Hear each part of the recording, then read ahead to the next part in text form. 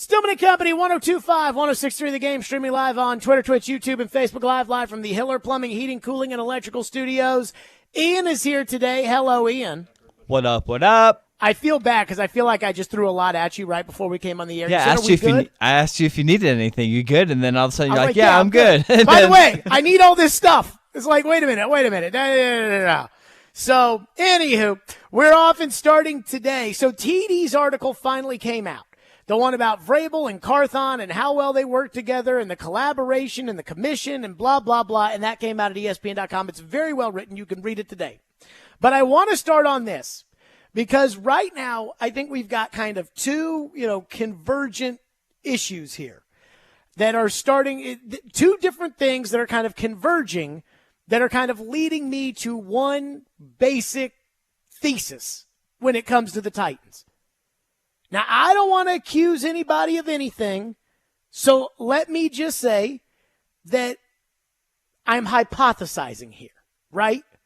Like I'm starting to maybe notice. I'm starting to wonder if Titans ownership's getting too involved here.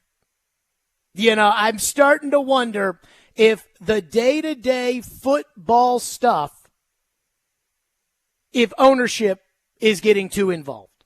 And there's a specific line in TD's article, combined with the fact that the Titans fired Craig Aukerman.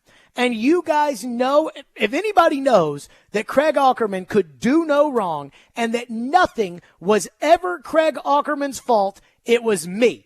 Because I'm the one person that went up to Vrabel and said, why aren't you firing this guy? I mean, it was me. It was me that went to Vrabel and said, why don't you fire? Are you going to fire an assistant coach? No. Why not? Well, when I played, I never got mad at Dean Pease or Rob Ryan. It's like, okay, but these players aren't as good as you. So maybe, coaching is an issue. And then all of a sudden, Vrabel does a 180 and fires a guy. And I know that game was so bad that is the game that should have gotten Craig Aukerman fired, but the how we get there is equally as important. So here's the line in the TD article that really popped my head up this morning. This is ESPN.com, quote, the collaborative effort that Titans controlling owner Amy Adams Strunk wanted when she hired Carthon hasn't produced the desired results yet. Both Vrabel and Carthon have taken steps to make it work. They are in constant communication with Adams Strunk down to the most minute details like who's traveling to away games and who isn't. So they are in constant communication with the owner as to, I think we're going to travel Kyle Phillips this week to Miami, but we're probably not going to play him. What do you think of that?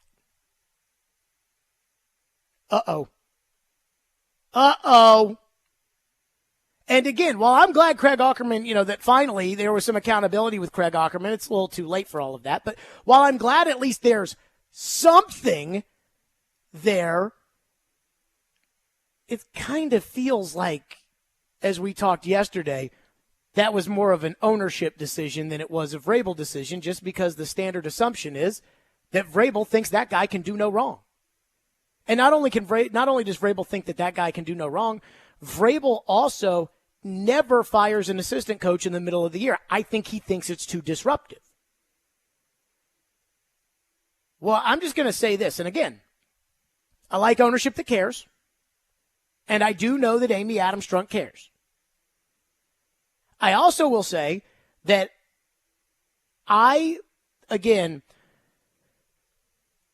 when I knew that Floyd was going to die, I reached out to the Titans and I was like, hey, I need to talk to Amy about something. Because if they're ever going to put him in their Hall of Fame, you're going to need to do it now. And there was not even a question with Amy. Once she heard that Floyd was sick, it was like, okay, we're going to do this now. Let's figure out how to do this. And so that's always been important to me. And that's always been something that I think is kind of like a showing true colors. So I have a lot of respect for Amy. And look, the Titans don't pay me any money. If anything, my dad's been a season ticket holder since the first day. I went to the game this week. I had to buy ices and concession or pro shop, whatever. So if anything, I'm paying them. But More importantly, like, I have a lot of respect for the person that Amy Adams Strunk is. And it's not just Amy that owns this team, right? Kenneth owns the team. Barclay owns the team. It's not just her. So this could be more of an ownership as a whole thing than it is just her. But when I see TD's writing that they talk to Amy about everything, I'm like, I'm not sure I really like that, right? Like, and I'll give you an example. When I look at kind of where the Titans are, I think to myself, I always say on this show, because I feel like it kind of provides some layer of skin in the game or accountability, or I say, if I owned the team, this is what I would do. If I owned the team, I remember last year when Paul Kaharski reported that Tannehill was out for the year with the ankle injury, and I said, hey, if I owned this team, like, we're running it back with Tannehill and Henry, and we're going to try to compete.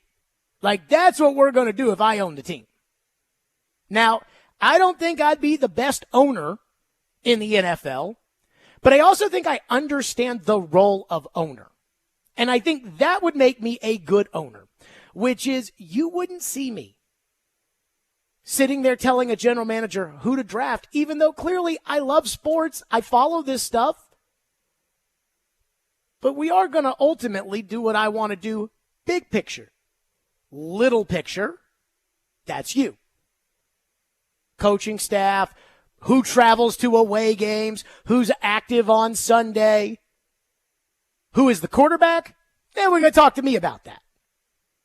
But for the most part, my goal as an owner would be to, whatever it is you want to do, you keep doing it, and then I'm going to come down here if I don't think you're doing a very good job, and you're going to not be doing it anymore.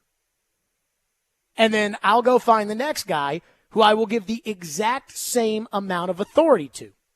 Because I know what I don't know about the NFL. I know what I don't know about football. Just like I know a lot of people that listen to the radio don't know exactly anything about the radio. I understand that. That's why people get hired to do jobs. I have a rental property, right? I have somebody that runs it. You want to know why? Because I don't, vinyl siding and water heaters, and I don't know any of that. But when it comes to like, hey, you know, this is how much rent's going to be. Okay, yeah, well, I'm involved in that. That's the role of an owner. So when I'm looking at the Titans and how it feels like ownership, you know, Charles Robinson had the report that ownership was involved on the Will Levis pick and that kind of pushed the coaching staff in that direction. It's like, you're not really qualified to do that. And they can do whatever they want. They own the team.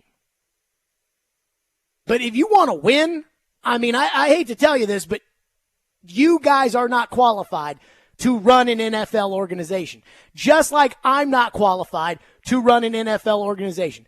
Definitely qualified to own the organization. Definitely probably understand for the most part what the role of an owner is. All of that. Great. But as far as running the football operations of the Tennessee Titans, they are not more qualified to do this than I am. And I am not qualified to run the football operations of the Tennessee Titans. And see, here's the difference between me and a lot of people that drive me crazy.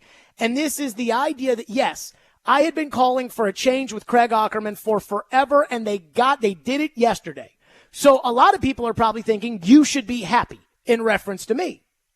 But I'm not worried about the outcome of what it is that I wanted as much as I am always consistently worried about the process with which it takes to get there. If the process is Mike Vrabel thinks Craig Aukerman is the greatest special teams coach in the history of the NFL, and it takes ownership coming down there to say, hey, that's enough, Mike, that is a problem on both ends, right? It's a problem that the owner is going down to the head coach during the season and saying, enough's enough, get rid of him. And it's a problem that Vrabel can't see it himself. So when I see that cut there in the TD column about how they're in constant communication with Amy Adams Strunk down to the most minute details, that makes me a little nervous. It makes me nervous for where this all is headed. I don't know this for a fact, but I assume that John Robinson didn't have to go to Amy Adams Strunk about everything, right? Like when they claimed Deontay Foreman, I don't think she had to go up there and say, hey, guys, and then walk in all of their offices, right? Barclays and Kenneth's. And I mean, I don't think he had to go up there and say, hey, guys, I'm going to sign Deontay Foreman off the street, and he's going to be in the mix of the group of guys that we're going to have to try and replace Derek. Is that okay? Or do you think that we should sign somebody else? Now we got a problem. Now, I don't mind, again, the owner coming down to practice or whatever and saying, hey, what are we thinking about the receivers this week? Oh, yeah, we feel good about them. We think that's a good matchup. We're worried about – I don't have a problem with that. I don't have a problem with the owner being around. The two things I have a problem with when it comes to the owner, I have a problem with the owner because, well, I have a problem with the owner who meddles too much on a day-to-day basis. And I have a problem with the owner that plays favorites with players. I don't think that you can be successful doing that. And I don't think Amy's doing that. Like, I don't think Amy's inviting Derrick Henry over for dinner. I could be wrong, but I don't think she's doing that. And I don't believe in that. I don't believe in an owner playing favorites with players, because if you do that, then it's like, well, that's one of the favorites, and and you don't want that. But when it comes to, again, the day-to-day football operations, I mean, if they're telling her who's going to away games and who's not, and again, it feels like the firing of Craig Aukerman was ownership driven, you're going to be in trouble. Like this, again, they're not qualified to run an NFL team. So don't try to run an NFL team. I am not qualified to run an NFL team. So I'm not going to try to run an NFL team.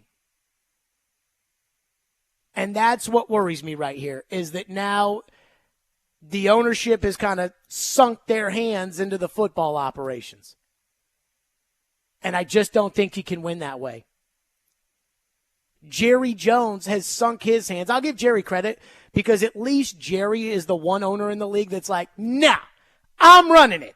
Like, I want to run it. It's my team. I'm running it. But at least Jerry's got his hand in the air as to, we're doing this my way. It's not, Tepper, who is, oh, no, you guys run the team, and then 5 minutes into him not liking how you run the team, it's like, no, I'm blowing it all out. Like, at least you got Jerry is admitting to it.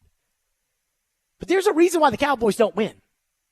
Like, there's a reason why last year, when the Cowboys went to Tampa and beat that corpse of a football team with Tom Brady at quarterback, the only good player on that team at that point, that it was the first road playoff win for the Cowboys in like 25 years.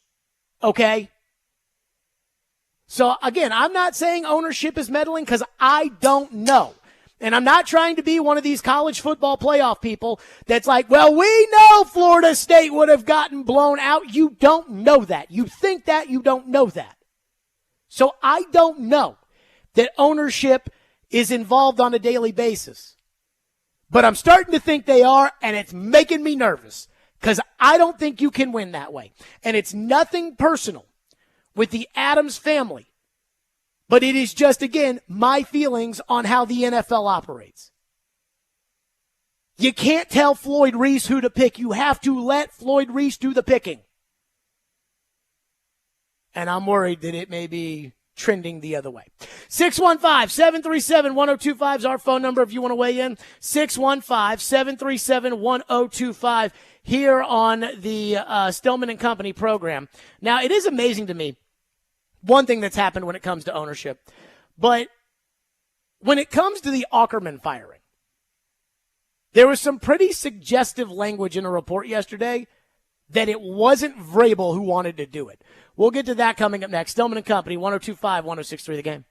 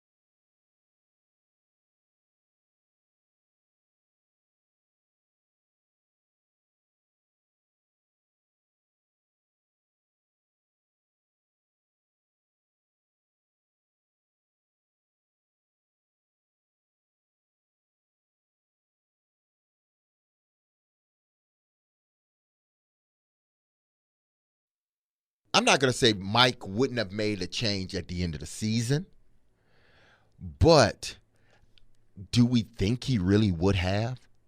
If we are to believe that Amy, which I do believe, and again, I could be completely wrong on this. I have no inside, knowledge. I have no sources that's telling me otherwise.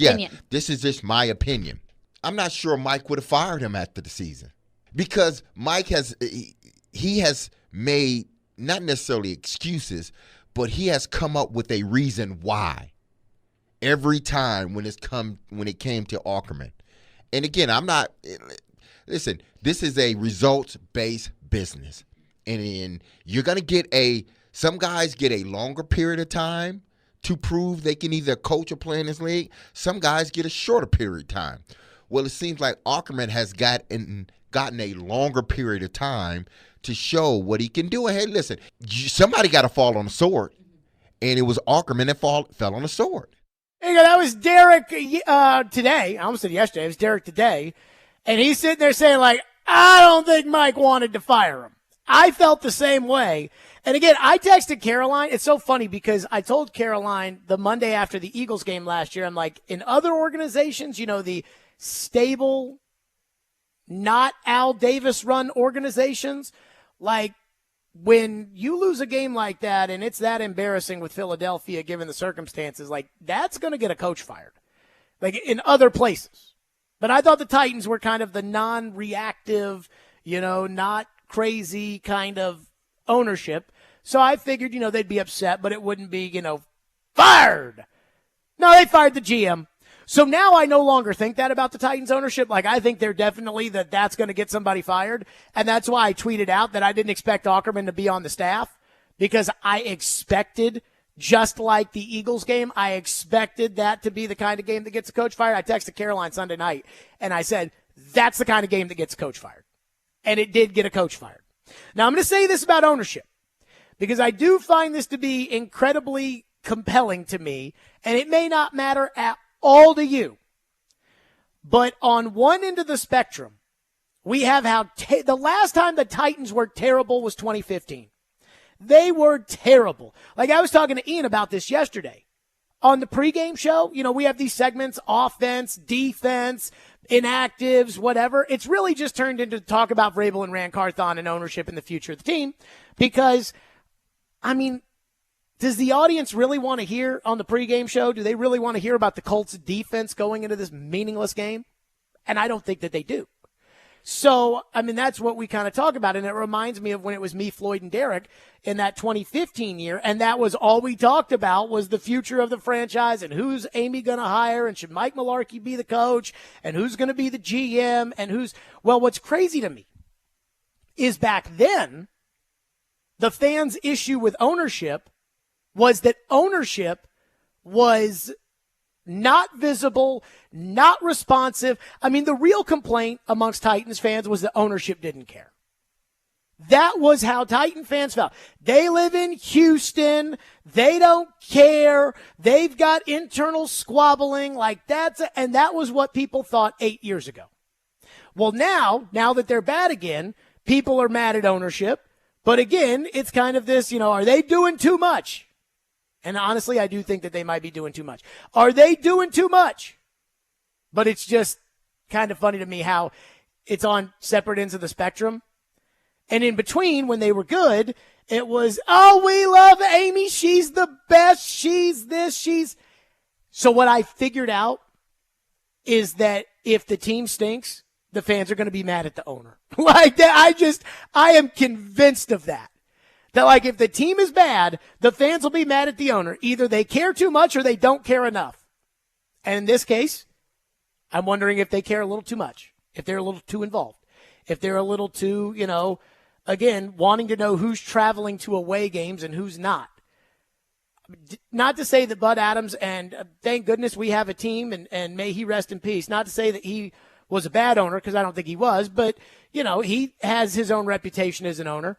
But it was funny listening to Derek and Chris on the pregame show talk about that when Bud Adams would come down to talk to the team about how they would switch the nameplates in the locker room. The only players that they said he knew were Steve McNair, Eddie George, and Bruce Matthews, and they'd switch the nameplates, and he'd go up to, This is the way Derek and Chris tell it, that he would go up to, like Derek and say, "Good game, Drew Bennett."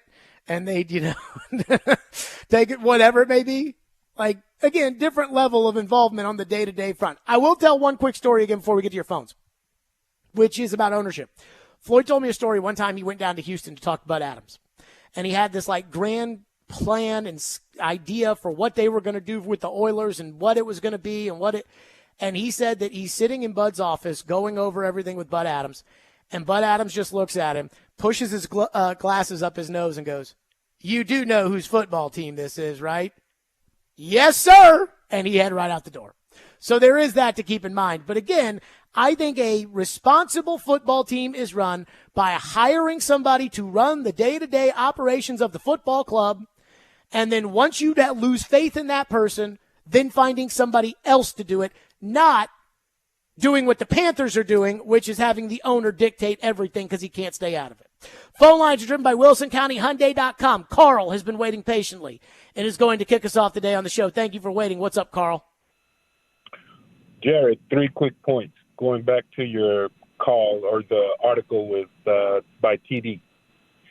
First point, as TD said, they're in constant contact with ownership. As the advent of social media, not like Floyd, current ownership, current GM, Rand Carthon, probably does have to be in contact with management and ownership because you don't want them finding out transactions by internet, by social media. So you probably do have to be in more contact with them. Second quick point, as far as the personnel arrangements that have been made by Rand Carthon, I think Rand's done a pretty admirable job with what he's had, with what was left. You like Andre Dillard? Andre Dillard was a piece of crap. We all knew it, but it had to be something that was signed there for depth. No, we didn't know that when they signed Andre Dillard. They were no. That's revisionist history. He had a presence in the league, and you got to give the guy an opportunity to come in. And why do you have to give the guy an opportunity? I don't have to give a guy if he's no good. Why am I giving him an opportunity? Why are the top free agents that I'm signing? These are the guys they signed at the very beginning of free agency. Hold on, Carl. I'll let you make your point, but let me make mine. The guys they signed right away at the start of free agency were Andre Dillard, Azeez Al-Shaair. They tendered Aaron Brewer for $4.3 million, Daniel Brunskill, and a special teamer, Luke Gifford. By the way, where was Luke Gifford on Sunday on the punt blocks? You're telling me that Rand Carthon did a good job with that group? You take a look at the acquisitions that were made 3 days before and the acquisitions that were made 3 days after. At that point, there was nothing but scabs left. I think Rand did an admirable job with what he had available at the time. What are you talking about? What are the resources you're referring to that Rand had that he did a great job with? Are you telling me Rand didn't have any money? The availability of quality free agents at that time was Then why did Denver get good free agents? Denver didn't get quality free agents. Denver got free agents that have changed their style of play, that have changed their level of play, thanks to Russell Wilson and their new coach, Sean Payton. I'll give you Payton, but Payton's the one that brought those guys in there, Carl. Carl, I see. Here's the thing, and I know what you're doing, and I get it, and I appreciate your call. This is, again, it's okay to say, like I've said that again, and I do that. If I own the team, like I'm cleaning house at the end of the year, and I'm going out and getting an experienced general manager who has been a GM before, whose opinion I trust, who then I'm giving the football operation to, and he's hiring a coach if he wants to, he's keeping Vrabel if he wants to, and just walk me through the plan. But other than that, like it's your team, and so that's what I'm doing. And a lot of people are saying that's not fair to Rand, and it's not fair. It is not fair to let him go after 1 year, but again, fair and the NFL are not synonymous. But the idea that Rand did a good job this offseason, you cannot stick that on me. You cannot tell me that they did a good job when I'm looking at the freaking Scarbinis that they brought in here. I mean, like, again, it's one thing to say, well, and I'll use Brunskill as an example. Well, they brought in Daniel Brunskill, but they didn't pay him a lot of money, so he's a serviceable player, and, it's fine. It is another thing when it's like, yeah, you had the 32nd ranked pass defense in the NFL, and all you did was wait for Sean Murphy Bunting at the value rack at Walmart. That's not good enough. The idea that you were going to go pay Andre Dillard and bring him in here, and you gave him real money, that you brought Andre Dillard in here to be your left tackle, and not that he's not, a starting caliber left tackle, because Dennis Kelly was never a starting caliber left tackle, but he sucks. Like, he sucks. He's worse than Dennis Daly. He's worse than Jalen Duncan, and Jalen Duncan is coming along, but is terrible. Like, guys, you can't tell me they did a good job this offseason. They did a horrible job this offseason. A horrible job. Now, if you're saying, hey, let's see how Rand does in round 2, that's different. But don't tell me they did a good job this year, because that's bullcrap. They did a terrible job. 615-737-1025 is our phone number, 615-737-1025. We will continue on with your phones. Plus, Ian, there was a report that came out, and I don't know if reports are. I don't know if this is opinion or if this is a report. Okay. But it seems like it's pointing a finger over here. We'll get to that next. Stillman and Company, 102.5-106.3. The game again, 615-737-1025 if you want to weigh in. Tune into 93.3 Classic Hits tonight for MTSU basketball. The Blue Raiders will take on Missouri State at the Murphy Center with pregame beginning at 6 o'clock and tip-off at 6:30. Coverage also available on the 93.3 Classic app and at 93.3classichits.com.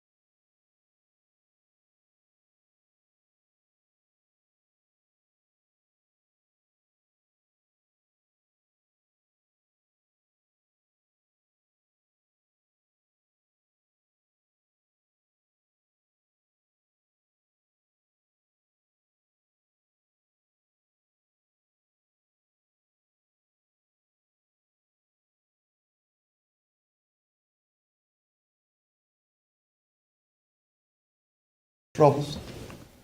Well, I mean, there's always positive plays. There's, plays that, we've had, listen, you can't win games with having, 3 punt blocks, or whether that's, scheme, personnel, it's on everything. And so again, decided to make a change. So was this something that was happening, or is this just a reaction to Sunday's game? Well, remember how Greg Bedard last week just got crushed for those comments that he wrote about Rand Carthon? And then we asked him about it, and it was a bunch of, scouts talked to around, yes, Ian, play that Vrabel cut again. Does this not kind of sound like this one? And then the TD one where TD asked him yesterday about the firing Craig Aukerman. This is the first one. This was the one we just played. Had you had any major issues with the special teams unit before yesterday's troubles? Well, I mean, there's always positive plays. There's, plays that, we've had, listen, you can't win games with having, 3 punt blocks, or whether that's, scheme, personnel, it's on everything. And so again, decided to make a change. I mean, what? I don't even know what that is. He did not answer the question, no. I did. I mean, what are we talking about here? So Buck writes at A to Z Sports, and again, I don't know how much everybody trusts Buck. I think Buck, I think he does some talking. I mean, I wouldn't, I don't know. I think he does some talking. So Buck writes at A to Z Sports, quote, "It's not impossible to wonder where the Aukerman decision really came from." And then he writes, quote, "Firing Aukerman in week 13 seems reactionary." The right word, by the way, there is reactive, and I did tell Buck this last night. I was like, I think the right word is reactive. But it seems reactive, and no one would ever accuse Vrabel of that. Now, here's what I will say about Buck. I don't know if Buck and Vrabel are cool or not. I just think that, again, my opinion is that Buck is very pro-Vrabel. I don't think Buck is very pro-Titans, but I do think that he is very pro-Vrabel. And I think he's telling you that at least either he thinks or he was told, and I don't know where this goes on, but that he thinks that Vrabel got forced into firing Aukerman. Ian, Buck, do you read that as like a Buck's telling you that Vrabel got forced into firing Aukerman and didn't want to do it, or do you think Buck's just throwing it against the wall?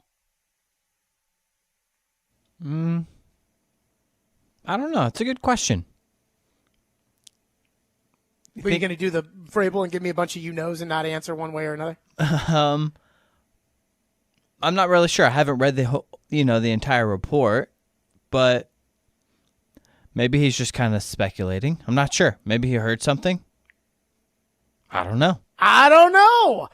I mean, I think there's I would say the other side of the argument, and I have no idea, again, if ownership did it or not. I think we're all trying to figure out, it does seem a little reactive based on the game. Yeah. And if they had won the game, would they have fired Aukerman? Like if Will Levis throws a bomb to Hopkins in overtime, they run into the end zone. So or they make a stop. Or they make a stop. Yeah. Or they make a stop in overtime. They kicked the field goal, right? Took the lead. All they had to do was make one stop. Does Aukerman still get fired?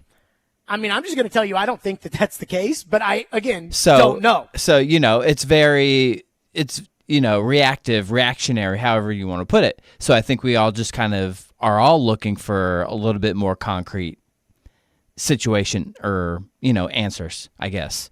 So I thought that, as far as this is concerned, like one thing I want to make sure that I say here is, and again, I'm going to keep using the college football playoff as an example. I have so many people that tell me that Florida State would get crushed by Michigan or would get crushed by Alabama, and that might be true, but we don't know, right? Like, I didn't think that Texas was going to go into Alabama and beat the crap out of them, and they did. I didn't think Washington was going to beat Oregon for a second time, and they did. And the only reason it happened is I watched it.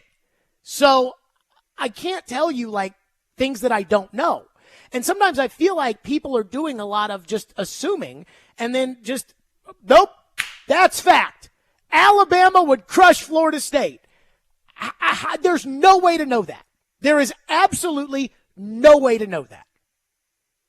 And so I approach it with this of saying, like, I don't know who told Vrabel to do what, why they did it, I'm just kind of putting the pieces together. You know, I'm like, I'm the feds and the Titans are the mob. And it's like, you know, hey, nobody speaks on the family and, you know, who ordered the hit. And I'm trying to get, you know, turn people over, state's witness. And you know what I mean? Like, so I guess I'm just saying, I don't know what happened, but I think what happened. I mean, I think that what happened on Sunday was that's the kind of game that gets coach fired. And the coach got fired for it. Phone lines are driven by WilsonCountyHyundai.com, 615-737-1025. Texture says, wild speculation on ownership directing Vrabel to fire Craig Aukerman, and it is unjustified. Vrabel probably had him on a short leash because he had his replacement in-house. Up to the last game, special teams were top third in the NFL before a huge failure, so Vrabel pulled him on a failure. Okay. So much to digest there. First of all, everything is speculation, right? It's sports radio. It's gossip. That's the first thing. The second thing is, and of course they're never going to come out and say, I told him to do it. Like, they're never going to say that. Vrabel probably had him on a short leash. Based off of what? Guys, Craig Aukerman has been bad for 5 years. We went over it yesterday. I heard today, you know, and we're going to get into Joe and some of Joe Rexroad's takes on all of this at some point here. But I heard Joe say this morning, like, well, Aukerman was good for the last 4 years, but this year he's been bad. And it's like, no, he was terrible. Terrible. 2018, he was terrible. 2019, they actually, you know, they had some bad plays on special teams, but they also had some good plays. They blocked a couple of kicks that won them games, and I'll give them credit there. 2020, terrible. They lost the Colts game when they switched the punter to put Big Boy from FedEx off the truck into the end zone, and he shanked one Colts touchdown. He got blocked another one. And Floyd said before the show, don't switch the punter. Don't switch the punter. Told a story of how he almost punched out the assistant general manager in Detroit because he told him, don't switch the punter. And so, like, he was terrible in 2020. And in 2021, the Chester Rogers, you know, adventure, which, I mean, you know, 2021, I think is kind of passable. Kicker was a little bit of a problem at the very, very beginning of the year. But whatever. Last year was horrible. Last year was horrible. They hit a snapper in the neck, and it cost them a ball game. Horrible. And this year, I mean, you got a punt blocked at New Orleans that led to a New Orleans score. You lost the game by 1 point. That's a big deal. The Ravens game, you muffed a punt that gave the Ravens three points, but I heard them, you know, everybody forgets they allowed a 70-yard punt return for Devin Duvernay. Like, you lost by 8 points, and you just gifted them points on special teams. And when's the last time the Titans returned a kick for a touchdown? So, again, do not bring me the Pro Football Focus report that says that, oh, yeah, no, the special teams were good. Titan special teams freaking sucked. Now, Nick Folk has been able to kick, and I was wrong about that, but Nick Folk has been able to kick. Other than that, Titan special teams has been terrible. Terrible, terrible, terrible. And this idea that it wasn't is ridiculous. 615-737-1025 is the phone number. Ian, people are getting me worked up today. Oh, boy, what happened? I'm just saying, I just, some of the, you know, got the caller saying Rand did a good job this offseason. Again, you can say it's not fair to judge him off of this season. You can't say he did a good job. And then this was special teams were good, and then this happened. Please, give me a break. What planet do you guys live on? I don't understand.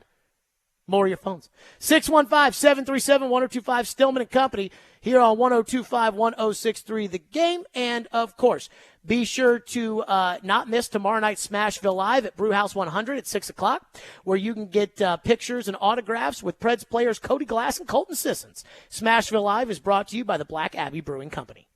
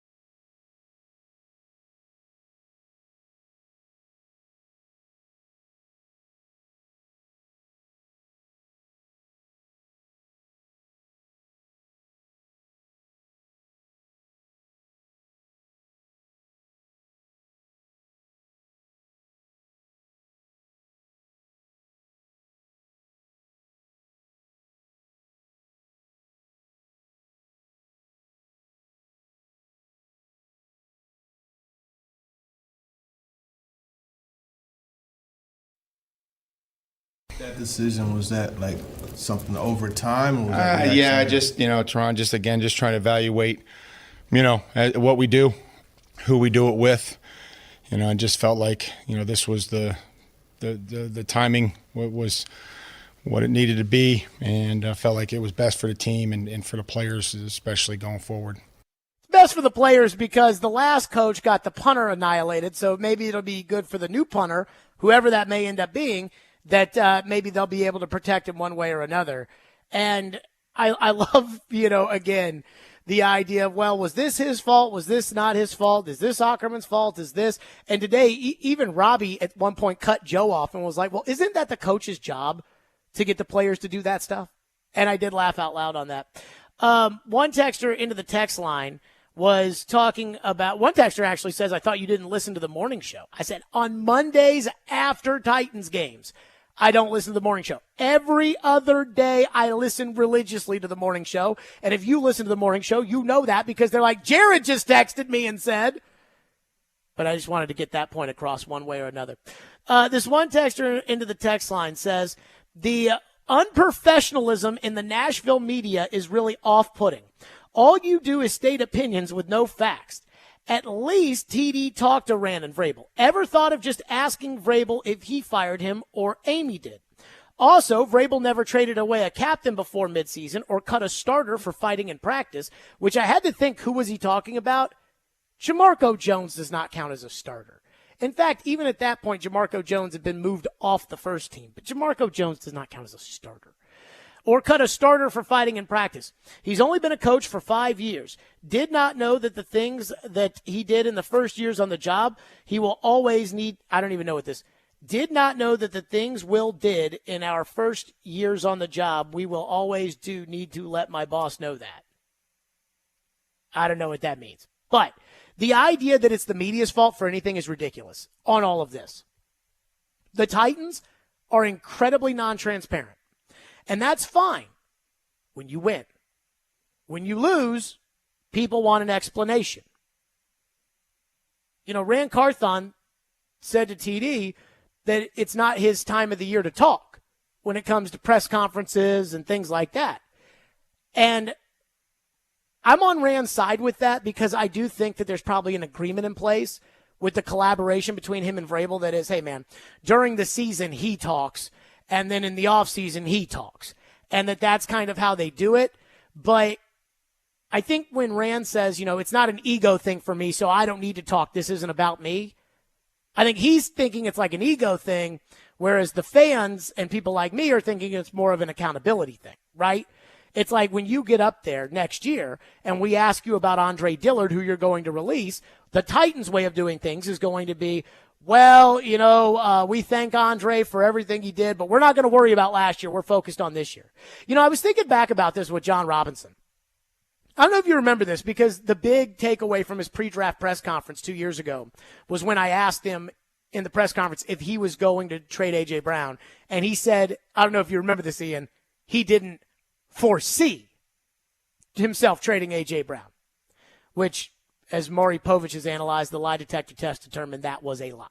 But I kept asking him about the 2019 draft class to the point that he was like, dang, Jared, why do you keep asking me about the 2019 draft class? And I'm like, because it was really good. And if I owned the team, what I would be doing as owner is I would be trying to figure out what it is that we as an operation did so well in 2019 that landed us Jeffrey Simmons, A.J. Brown, Nate Davis, Amani Hooker, David Long Jr. Like, what happened in that draft that we didn't do well in the COVID drafts that now that we're out of the COVID drafts, we need to get back to doing? What is it that happened there? Because clearly we hit it out of the park before COVID. Why? And Robinson was just like, I don't know, just brushed it off because he didn't want to answer in a press conference because he never answers anything anyways. And so it was just kind of, oh, no, but that's a big deal to me. And it should be a big deal to you, but the Titans don't talk. So what do you, oh yeah. And another thing too, going back to the unprofessionalism of the media, talking about opinion shows having opinions. It's like, why don't you ask Mike that? I asked John if they were going to trade A.J. Brown. He said he didn't foresee it.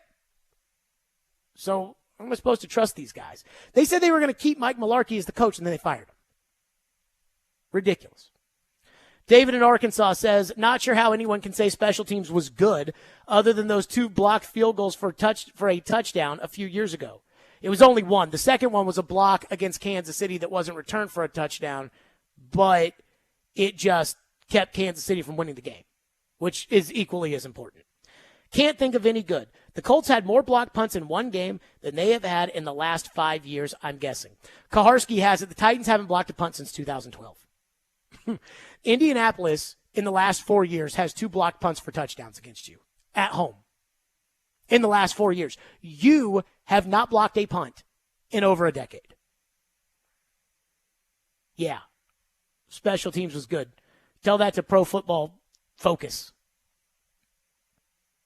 Texter says, I can totally see Vrabel firing Ackerman for not practicing a backup holder for Folk that they could be confident with. So he's going to fire Ackerman for that, but he's not going to fire him for what happened in London on the punt return? Come on now. One texter says, Vrabel's biggest flaw is that he is stubborn to admit that he made a bad hire and let them go. Letting Schwartz out of the building was a travesty. Now, those are 2 separate things, but I hear what you're saying, and I think, it's going to be hard for me to empathize with Vrabel and the coaching staff because I think he makes so many bad decisions with it. But the one thing that I am going to say is, like, when I ask him in a public setting at the press conference about whether or not he's going to fire a coach, unless he's going to fire a coach that day, the answer is going to be no. And so even if he's thinking about firing a coach, but he's not going to fire a coach, then it's almost like he has to back the coaches at that point in time. Where it's really dicey is when he promotes, Jason Houdeling to the offensive line coach position, and there's not any real resume there, so we just have to take him for his word. And I think it's getting harder and harder to do that. Michael's up next on special teams. Sorry about keeping you waiting so long. What's up, Michael? Hey, thanks for taking my call. Yeah, I don't understand where this whole, 9 best special teams in the league, how that's evaluated or contemplated with, because, I can see with my eyes every time that they go out there that they're just not that good, other than 3 guys. You got Nick Folk, who has been good since before he was on this special teams unit, Ryan Stonehouse, who was pretty good this whole year up until he got killed, and then Morgan Cox, who's a 5-time Pro Bowler, but, he's a long snapper. I don't know how much the coaching has to deal with that. So to say that we have a good special teams unit, I don't understand how anyone could ever come to that conclusion if you watch a single Titans game outside of those 3 guys carrying the load, and that's the only thing that I can think of where it's like, oh yeah, those 3 guys make up the majority of that PFF ranking of being the 9th best up until obviously yesterday when I wouldn't be surprised if we were dead last after 1 game. I mean, I don't think that the Titans special team is good. Thank you, Michael. You don't think the Titans special team is good? They don't think it's good. They just fired the special teams coach. They don't think it's good. So don't try to tell me. I did hear this. Some texter texted in and said that Willie apparently was really defending the special teams unit yesterday and bringing up stats and everything else. And it's like, Willie, they don't even think. And again, I didn't hear Willie say this, and I love Willie, but they don't even think that their special teams is good because they just fired the coach. Texter says, quick question on your listening to Robbie and Joe. What do you do? Wake up and listen to the show? Go get in the car and chill in the driveway? So, do I have to explain how I listen to or watch the Robbie and Retro program, Ian? I'm sorry? Do I have to explain to everybody how I watch or listen to the Robbie and Rexroad program? I wake up in the morning. I don't think so. I wake up in the morning. I put it on the TV because it's on YouTube. So I pull up the YouTube app, and then I just click on Robbie and Rexroad. Do some working out. And then I do that. I work out. Sometimes, I will be outside working out. I'll be at the gym. I've got, my headphones on. The other day when Karski said sharded, I was at the gym, and I had my headphones on, and I laughed out loud, and people turned around and looked at me like, what are you laughing about? I usually do the 6 a.m. hour in the kitchen while I get the kiddos ready for school. I usually don't make it for the 6 a.m. hour. Yeah, I do the early hour usually. Yeah, I'm more towards the later part of it. 615-737-1025 is our phone number. We will get back to the Titans. We will get back to the special teams. We'll get back to Robbie and Joe and what they said about those special teams. But first, we haven't talked about the college football playoff yet.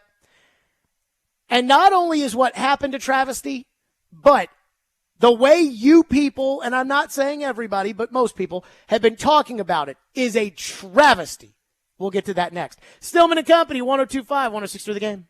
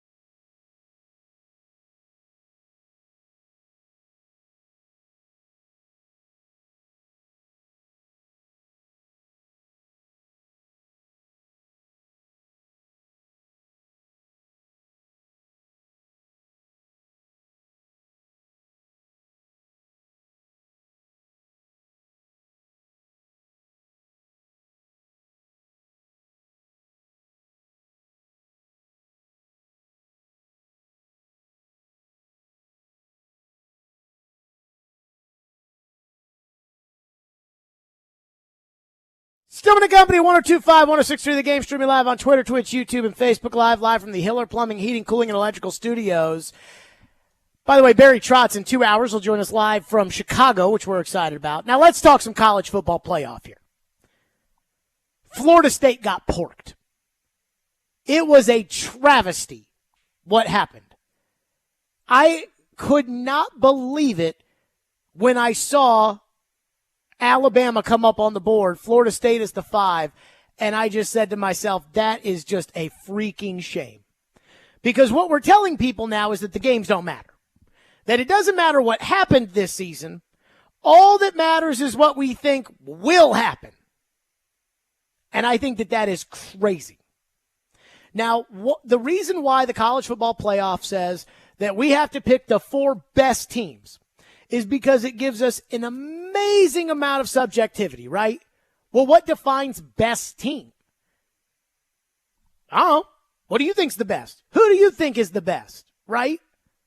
There's no real way to add everything up so that on one year they can say, well, Ohio State had a conference championship and Baylor and TCU didn't. Sorry. Or one year, Penn State, your strength of schedule is not good enough. Sorry. Or one year that they can say, well, they scheduled out a conference and they played that team real hard and so they made it even though they lost this out of conference game. Whatever. It is a moving of the goalposts. And Florida State got porked. Now, it happened for one of 2 reasons. Because where I sit, first of all, I thought it was inevitable at some point we were going to have a season where there were 5 undefeateds from the Power 5 and that somebody was going to get left out that was undefeated, and it never happened. But it's always been about how many games did you lose. That has always been the qualification for the college football playoff. How many games did you lose? Oh, you lost 2, you're out. There's no, well, he was injured for this game or he was missing. Nope, you lose 2, you're out. You lose 1, well, you're going to be behind all the teams that had lost 0, but then, it's going to be about the battle of the 1-loss teams. But again, this is what makes this so outrageous to me is that one of 2 things happened here. One is that either Florida State got beaten by the brand of Alabama and the brand of Nick Saban. That the idea that Nick Saban's team must be better than Florida State. Nick Saban's team must be better than a Florida State team with a backup quarterback, which we didn't even see the backup quarterback on Saturday. We saw the 3rd-string quarterback. The backup had a concussion. The backup will be back in there. But Nick Saban's team must be better. The SEC Nick Saban Alabama entitlement. Every year, the SEC team that is undefeated is always the number 1 seed in the playoff. Why? Had Georgia won, they would have been the number 1 seed in the playoff. Was their resume that much better than Washington's or Michigan's? Or is it just that we assume the SEC is the best, the Big Ten is the second best, and then everything comes after that? And I think that's it. So the brand of Alabama, the brand of Nick Saban, the brand of the SEC, I think jumps Florida State. Well, Florida State, yeah, they won the ACC, but that's not that big of a deal. Why not? Last time I checked, you do know that the ACC had a better record than the SEC when they played head-to-head. And sure, it wasn't like they were playing Georgia, and it wasn't like they were... But Florida State beat the ever-living crap out of LSU in week 1. That doesn't count for anything? And then I also love the fact that everybody saw the ACC championship game and said, oh, yeah, no, that game was so bad. Both teams were so bad. As if we're not going to be open to the idea that Florida State's defense might be really, really, really good. Because they held us to practically nothing on Saturday. We averaged 35 points a game. We got one of the best offensive coaches in the country. Nothing. That Florida State defense is legit. Those 2 edge rushers are first-round picks. The same defense that shut down Jaden Daniels in week 1. Last time I checked, he's going to win the Heisman. So, again, I think it's the brand. The SEC, Alabama, and I hope that's what it is. Because the other option for how Florida State, in my opinion, got absolutely screwed is corruption. And I have long felt this way about college football. I have always heard every year at media days or every year that there's something controversial, whether it is COVID or NIL or the transfer portal. I always hear this bemoaning of there needs to be a commissioner of college football. And I've always said to myself that the commissioner of college football is going to be paid by somebody, and whoever it is that's paying him is going to be the one who's in charge of college football. And that's why the TV companies are in charge of college football. ESPN and Fox are in charge of college football. USC, UCLA, we don't want you to play in the Pac-12 anymore. Okay. Whenever there is no authority, it breeds the opportunity for corruption. And FIFA and the Olympics are perfect examples of this. So when I see that Florida State, a team that did not lose a game, smoked an SEC opponent in LSU, beat an SEC opponent in Florida, get left out of the college football playoff so they can put a one-loss Alabama in, there is a part of me that wonders if the SEC flexed a muscle or that there was talk about, hey, if we put Florida State in there, the TV ratings aren't going to be very good, and we want to renegotiate this contract. So when this comes up, and that it just has delegitimized college football.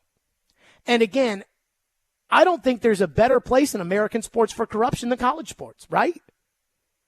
I mean, we saw it for years with the sneaker companies in basketball. So I hope that's not it. I hope it is just that. And again, it's crazy because I don't like Florida State, and I grew up in the South, and I think the SEC year in and year out, for the most part, is the best brand of football. I do not think that this year. I think the Pac-12 actually is the best conference this year. But, I mean, I'm an SEC guy, and I love Nick Saban, and I love Nick Saban. But I think it's ridiculous that everyone's just like, oh, no, Alabama's definitely better. And I believe that had Alabama won the way Florida State won on Saturday, instead of saying, oh, they look so bad with a third-string quarterback, everybody would be saying, Saban's defense, once again, that defensive genius, Nick Saban, is up to it again. They're going to stop everybody in the college football playoff. I mean, this is Alabama defense. Mike Norvell doesn't have that, Florida State doesn't have that, and the ACC doesn't have that. So while I think it is about the brand, they got Alabama in, the inherent biases that people have against the ACC, it's really the bias for Alabama, the bias for the SEC. I think while that is probably what happened, I am worried that it could be the other thing and that it's corruption. But as far as getting it right, they didn't get it right. I believe in settling things on the football field, which is exactly what we did this year. The teams that didn't lose all belong in the playoff. Just like we settled it on the football field for Alabama and Georgia.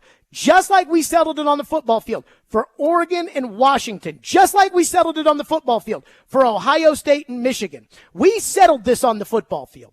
Florida State didn't lose. Michigan didn't lose. Washington didn't lose. And Texas lost one game, and the other team that was in the mix was Alabama, and Alabama lost to Texas. We settled it on the football field. But again, Florida State doesn't have the brand. They got a better defense than Alabama, but they don't have the brand. And that's what kept them out. 615-737-1025 is our phone number. I'm sure plenty of you want to react. 615-737-1025 here on the program. And then there's one other part of this that is just driving me bananas. And I've heard it. Like I heard it, on Twitter during the ACC championship game. I've heard it from all the ESPN talking heads. I really do wonder if ESPN sent out a memo. Trevor will join us at 4:30. We can ask him. And said, you've got to protect what they said about the playoff. So I've heard it from the talking heads. I heard it this morning on the morning show, and it is driving me nuts. This narrative about the playoff, which we'll get to next. Stillman and Company, 102.5, 106.3 The Game.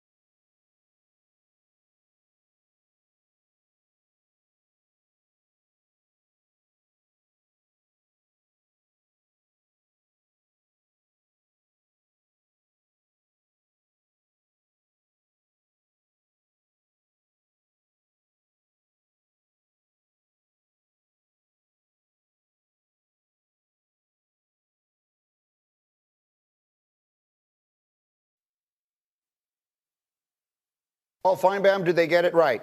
They did get it right, Greeny. And can we all just stop with the fake outrage from the Florida State AD and the president? I get the coach, I get the players, but the rest of the people just need to shut up already. This is college football. It is not a perfect system. We have controversy every year. It helps fuels in what makes the sport great. And for the coach to say it's a sad day in college football, I saw people celebrating all over the place. I think we have an amazing game. Michigan and Alabama, please, Michigan was upset. They have to play Alabama. And let's not forget, and Heather alluded to it, Greeny, why is Alabama in this game? They beat Georgia. Remember Georgia? They were the #1 team in the country all year. They were the two-time defending champions going for a three-peat. That impressed the committee, and then the committee sat there and watch that travesty from the ACC championship game. Not a travesty from the standpoint that Florida State doesn't have an elite defense. They're fantastic, but they had no offense, and they simply did not want to see another TCU disaster in one of the games coming up here at the end of the month. Oh my God. Paul Feinbaum's like, the Florida State AD needs to stop with the fake outrage. You don't think the Florida State AD was outraged on Sunday? I was outraged on Sunday. And I don't even like Florida State. And I love Nick Saban. I think the Florida State AD was outraged because they won every game and they're not in the playoff. Now, that is an ESPN talking point that nobody wants to see another TCU. TCU won a game in the college football playoff. What are we talking about? Like, oh yeah, they were terrible. TCU did not belong in the college football playoff. They proved it last year. TCU beat Michigan. They won. So if you want to use last year's results as a reason to keep a team out because Stephen A. Smith's beating this drum too, well, then guess what? Leave out the team that lost to TCU or leave out the team that plays in TCU's conference. Not Florida State. Florida State has anything to do with TCU. But here's the thing that is driving me freaking bananas. It is a narrative. I have seen it 15 times on the text line already this hour, which is, so you're okay with Florida State getting beat by 38 against Michigan? I mean, I have no idea if Florida State would get beat by 38 by Michigan. I have no idea. And neither do you, by the way. I love this. Oh, yeah, you know that Vegas would favor them, and Vegas favored Oregon over Washington twice, and Washington beat Oregon both times. I mean, I remember when Alabama and Clemson played in the national title game. Alabama was a 5.5-point favorite, and with Trevor Lawrence at quarterback, Clemson beat the ever-living crap out of Alabama, and I did not see that game coming. I don't know if you guys did or didn't, but Alabama was a 5.5-point favorite. So, I mean, should Alabama get the trophy that year because everybody thought they were going to win, or should Clemson get the trophy that year because they did win? So this idea of like, oh, no, nobody wants to see that. Well, so what are we going to do that in the NFL? When the Detroit Lions beat the Cowboys on Wild Card Weekend, and so we don't get a Cowboys-Eagles or a Cowboys-Niners, and we get Detroit instead, we're going to say, no. Leave Detroit at home. We don't want to see Detroit. We want to see the Cowboys. Because that's what college football did. That is just what college football did. It is absurd. I mean, I don't know what would have happened in any of these games. Ian, I don't know if you've looked at the six-pack picks. I think I got them all wrong this weekend. I have not looked. I got Oregon, Washington wrong. I got Georgia and Alabama wrong. And I thought Louisville was going to beat Florida State, and I got it wrong. That's why we freaking play ball. And I don't understand the idea of people that want to assume what would have happened in the games instead of actually wanting to play the games. And everybody talks about it like they know. Oh, no. I know Alabama would crush them. You don't know that. Like the Ryan Tannehill at 9-7 took the Titans into the playoffs on the road. The only reason the Titans made the playoffs that year was because Houston in the last game of the season rested all of their players. So the Titans make the playoffs and they go on the road to the defending Super Bowl champion New England Patriots with Tom Brady and Bill Belichick, and they beat them. Then they go to 14-2 Baltimore, who I don't think had trailed in a game since October, with the unanimous league MVP, and then they beat them. That's why we play. And college football's like, nope. And I can't believe that. Like, I can't believe that. And again, people are like, we don't want to see another TCU. TCU won. They won a game. Oh, my goodness. Somebody says, why is Texas in the playoff? See, I think Texas belongs in the playoff. You know why? Not because I look at their offense and I see, oh, yeah, they've got 2 receivers and they've got a quarterback and they've got a good coach and they're playing defense and they did this. Ian, you want to know why I think Texas belongs in the playoff? Why is that? Because we saw them beat the crap out of Alabama. It happened. And this idea that, well, that was week 2, so that doesn't count. I'm sorry. Did we introduce a new preseason into college football that I don't know anything about? Nick Saban says they're a different team now. So, did we, hey, the Titans are a different team. They fired Craig Aukerman. Do we get a do-over too around here? No. It's ridiculous. And the narrative of what would have happened. Have you people never been wrong before in your lives? Have you people never bet on a game and not gotten it right? What do you mean Oh, I know Florida State. I know they'd lose. Based on what? Based on what? Because they, again, for the most part, dominated a Louisville team that put up 35 points a game this year. I watched Louisville play. I thought Louisville was going to win the game. But, see, I'm open at times that I think I can be wrong. Some of you people out there, I don't think you guys can survive the idea of being wrong, which I just think is wild to me. 615-737-1025. There's another thing, and then I promise we will get to your phones on this. There's people in the text line that are like, you're just an ACC homer. What? An ACC homer? When do I ever talk about how great the ACC is? We had one year where you used to like to play that little fight song. What happened that year? I don't think it worked out for you. No, that year Clemson won the national championship and Lamar Jackson won the Heisman. Oh, that's right. And so you used to play the ACC song. Yeah. So I mean, when I thought that one year that the ACC had all those quarterbacks and the SEC didn't, and I said the ACC was better, and everybody got in their panties because I said it. That's because I can objectively watch this stuff. I think the Pac-12 is the best conference in college football this year. I think that the Pac-12 is the top. I think the SEC is number 2. I think the Big 12 is number 3. I think the ACC is number 4. And I think that the Big 10 is number 5. I think the Big 10 stinks outside of Michigan and Ohio State. Stinks. I think Penn State stinks. I think a lot of those teams stink. But they got in, I guess. I mean, again, it's ridiculous. It's ridiculous. Why play? Why play games? It doesn't matter.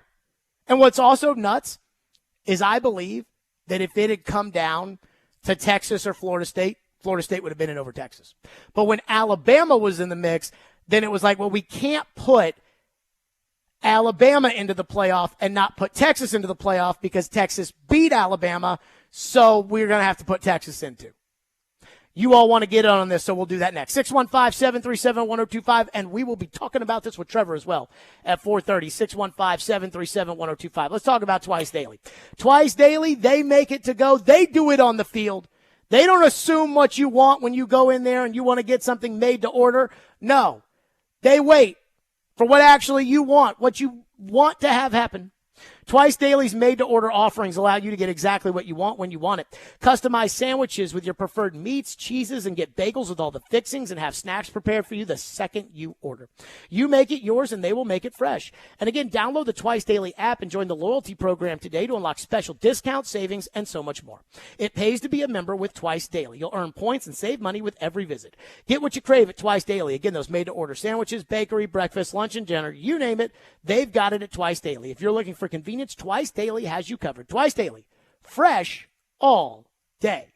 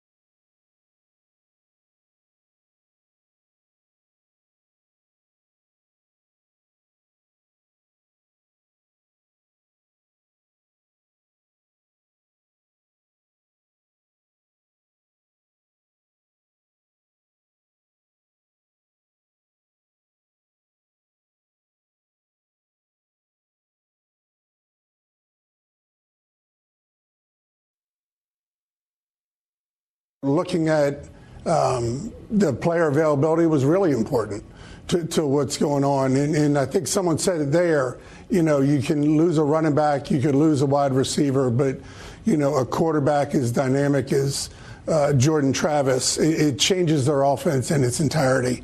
And that was really a big factor with the committee as we went through everything. Oh, okay.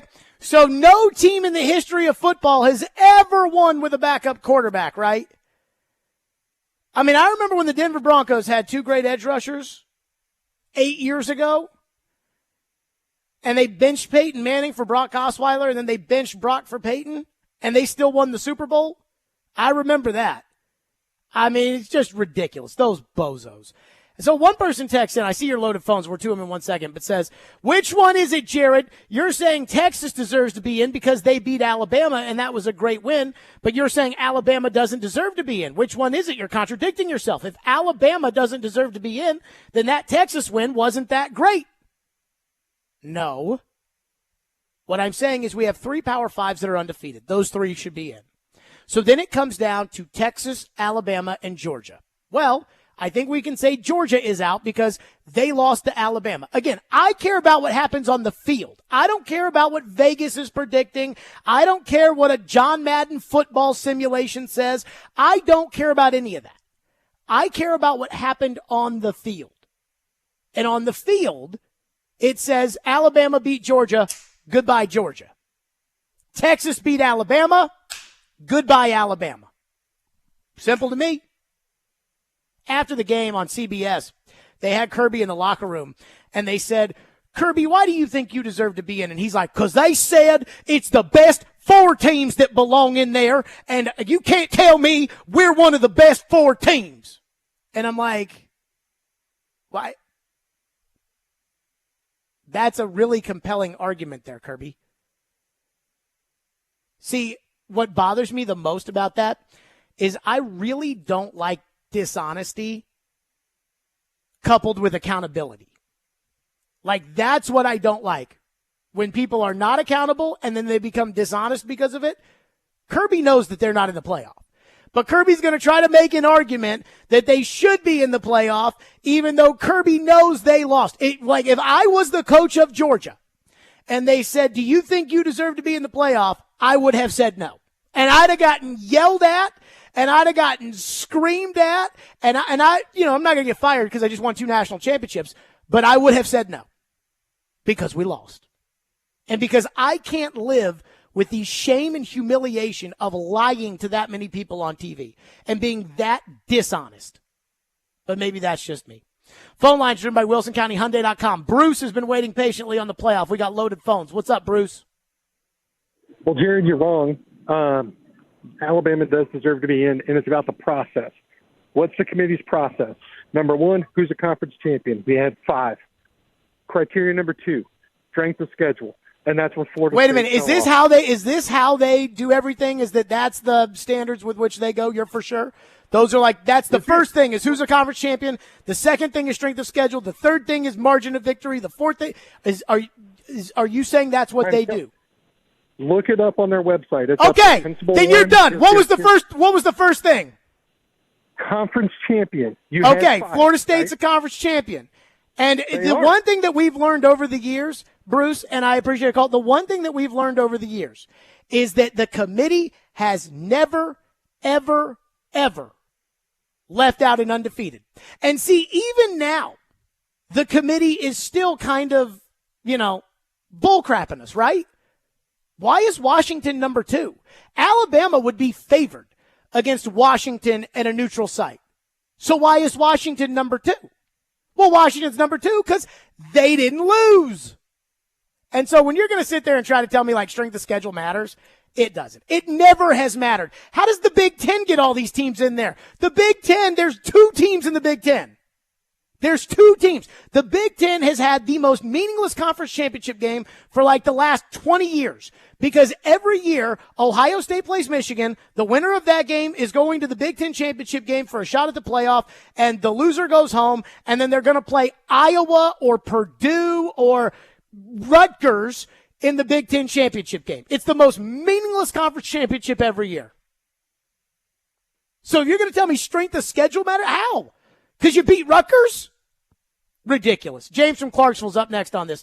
Thank you for calling and thank you for waiting. What's up, James? I agree with you up to a point, Jared. Florida State didn't get screwed. They got double screwed because they should be in before Texas and before Alabama. More importantly, by the time they start these playoffs, they'll be back to at least a second-string quarterback. And they just got screwed. And the problem is, Bama had SEC's champion had to be in. If Georgia had won, there'd be 4 undefeated teams in the playoffs. Mm-hmm. But when the SEC, one-loss SEC champ had to be in, you got them in. You can't put them in without Texas. And now the rematch of Texas-Alabama is set up for the national championship. So here's my thing. I completely agree with everything you just said, and I appreciate your call. And I do believe that if Georgia had beaten Alabama, Texas is out. That Florida State would have been in. If Georgia had beaten Alabama, it'd be the 4 undefeateds, and Texas would be out. Just that tiny little, that tiny little loss in that rivalry game to Oklahoma would have been enough to do it. And I would have hated that for Texas because I think Texas is a pretty good team. The question is, why does the SEC champion automatically get invited to the playoff when it's a 4-team thing and there's no automatic bids? And you can't tell me that, well, the SEC's the best. But I guarantee you that's what a lot of you are saying right now in your cars. A lot of you are saying, the SEC is the best. So let's take that out because that's not really an argument. So why does the SEC champion get to go? What is so great about the SEC? And what I'm going to tell you is, again, it's the bias. It is the bias of either SEC's the best, Nick Saban is the best, or there may be a financial element to this. TV ratings are going to be higher before they negotiate a next contract between Fox and ESPN for the playoff. So let's try to get the TV ratings as high as possible. And we know that Alabama and Michigan is going to draw a massive number. But that's just so wrong. I used to tell Floyd that, by the way, that I used to say, I just think ultimately they're going to do what's best for TV. And he was like, if you do that, then you're wrestling. If you do that, then there's no integrity. And I'm like, doesn't it kind of look like there's no integrity in this? At least for me. Anthony is up next here on the program. Thank you for waiting. What's up, Anthony? Hey, am I on, Jared? Yep, go ahead. Okay, yeah. All right. First of all, I think you need to start from the top. Before they kick a single ball off, there are 4 playoff spots and 5 conferences. So ask yourself.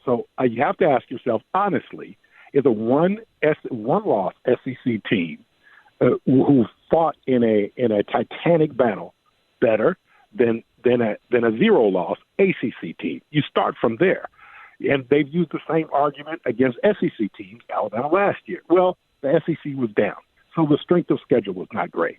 But if you start there, and I know, Jared, I can hear you, but I can tell you right now that if I were to tell you to bet on No. We're not doing that. We're not doing what Vegas said. We're not that because again, Vegas told us Georgia was better than Alabama. Vegas told us Oregon was better than Washington. It was a 3-point game, but what my point is, it was a 5-point game.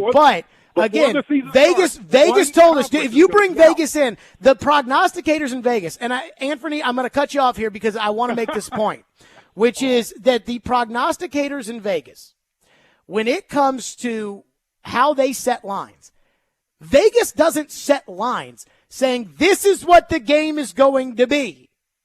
If they did that, then they wouldn't move the line. What Vegas does, and I think a lot of people don't know this, even though it's the very most basic element of gambling in sports, they rate 10%, the juice. So what they want is let's say, Alabama, Michigan. They want equal money on Alabama and Michigan. Then that way, if they get $100 million on Alabama and $100 million on Michigan, they get 10% of that and they don't lose any money that they have to pay out because they have equal bets on both sides. That's what they want. So what Vegas is giving you, what the point spreads are giving you, they're telling you what people will bet, not what they think's going to happen. Because if it was about what they thought was going to happen, then money moving in would not be able to move the line. It's like, well, all the money's coming in on Alabama, so now the line is shifted Alabama's way. Well, is that the bettor's opinion or is that Vegas's opinion? So don't give me point spreads because that's a different entire thing. And again, I still think Oregon is better than Washington, but we played it on the field and my team lost. So I accept it. Ed is up next here on the program. Thank you for calling and waiting. What's up, Ed? Hey, man, I just want to let you know, FSU alumni here living in Nashville, I'm going to take the emotion that I'm feeling out of this right now, and I'm going to make 2 points, brother. The first point is FSU did earn the right to go and get throttled by Georgia or an Alabama or anybody that's in front of us, right? And what I mean by that is TCU earned their right to get throttled by Georgia, and Cincinnati, whenever they got in, they earned their right. You know why? Because they were undefeated. All right, now my next point, and here is why everything has transpired the way that it has. You got to follow the money. It's a business. There's no way that the College Football Playoff Committee, or excuse me, the Alabama Invitational folks, were going to leave the SEC out of it. I just read a stat online that the SEC will now save $150 million in viewership, sponsorship, and money by making sure that the SEC was in there. You're never going to win against the SEC. $150 million sounds like a stretch, Ed. Like, I mean, that's what you said, but I don't, and I have nothing to back it up. But $150 million for one spot in the playoff kind of sounds like a stretch. And I appreciate you trying to take your Florida State homerism out of it. It kind of felt like your Florida State homerism was in there, at least a little bit. I appreciate your call, though. But I guess, again, I mean, I'm not saying that it is corrupt, but I do think there's a really good chance that the reason Alabama got in was because of the money. And that is the definition of corruption. And that is FIFA, and that is the Olympics, and I'd say 35% chance corruption, 65% chance Nick Saban bias. Like the brand of Nick Saban. Like if Mike Norvell coached at Alabama, Alabama wouldn't have gotten in. But then I almost think those two things are tied because more people are going to tune on the TV to watch Nick Saban. I mean, somebody just texted in the text line and was like, Alabama played great last week and Florida State played like ass. I'm like, I don't think Florida State played like ass. Florida State's defense was great. And if Saban's defense played that way, and again, I don't know this to be fact because it didn't happen, but I assume that the reaction would have been, Saban, just a defensive mastermind. 615-737-1025 is our phone number. We got some Titans news that I think is kind of surprising. I don't think it's earth-shattering, but surprising. So we'll do that next. 615-737-1025 here on Stillman and Company. If you want to weigh in on the program, again, that phone number is 615-737-1025. Make your silly underdog picks for your chance to win weekly prizes. You can play at theGameNashville.com or the 1025 The Game app. Silly underdog picks is presented by Volunteer Hose and Gasket.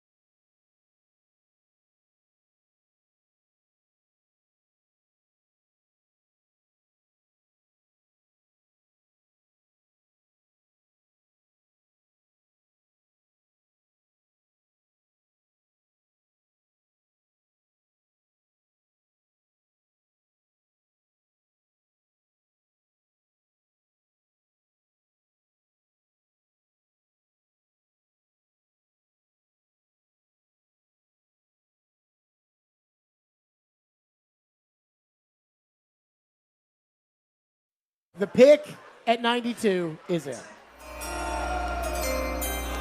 With the 92nd pick in the 2021 NFL Draft, the Tennessee Titans select Monty Rice, linebacker, Georgia. What? What? Like, what? To play where? The slot? You said they needed inside backer, didn't you? Not over Amari Rodgers. Like you traded Amari Rodgers. He's my ninth ranked John middle Robinson. linebacker. Oh my God. Oh my God. Well, Amari Rodgers sucks too, but the Titans have officially waived Monty Rice. Draft night 2021, when the Titans picked Monty Rice. And one of my favorite things about that rant when the Titans picked Monty Rice that night was that I was yelling and screaming about the fact that I was like, I watch Georgia play football every week, and I've never heard of this guy. Like, I've heard of other guys on Georgia. I have no idea who this guy is. And Monty Rice stunk.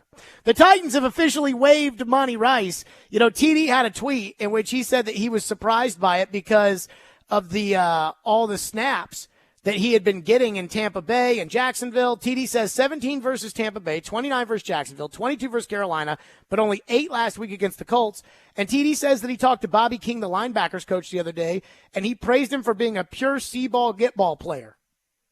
Well, I guess, like these people are like, why don't you ask the Titans about, because they're not going to tell you.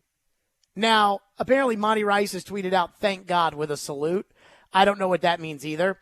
Monty Rice isn't very good, but I'm not sure I would have cut him because I don't think the inside backers on the Titans are very good to begin with. I don't think Azeez is very good, who, by the way, Chris Sanders calls him Al Shazier every time on the pregame show. And now I have to stop myself, and I'm like, Al Shair, because I've got Chris stuck in my head. It reminds me of when Floyd used to say Adam Thielman and Christian McCafferty every time. It's like, but I don't know, I digress. But I don't think Azeez is very good, and I don't think Jack Gibbons can run. I think the inside backers on the Titans stink.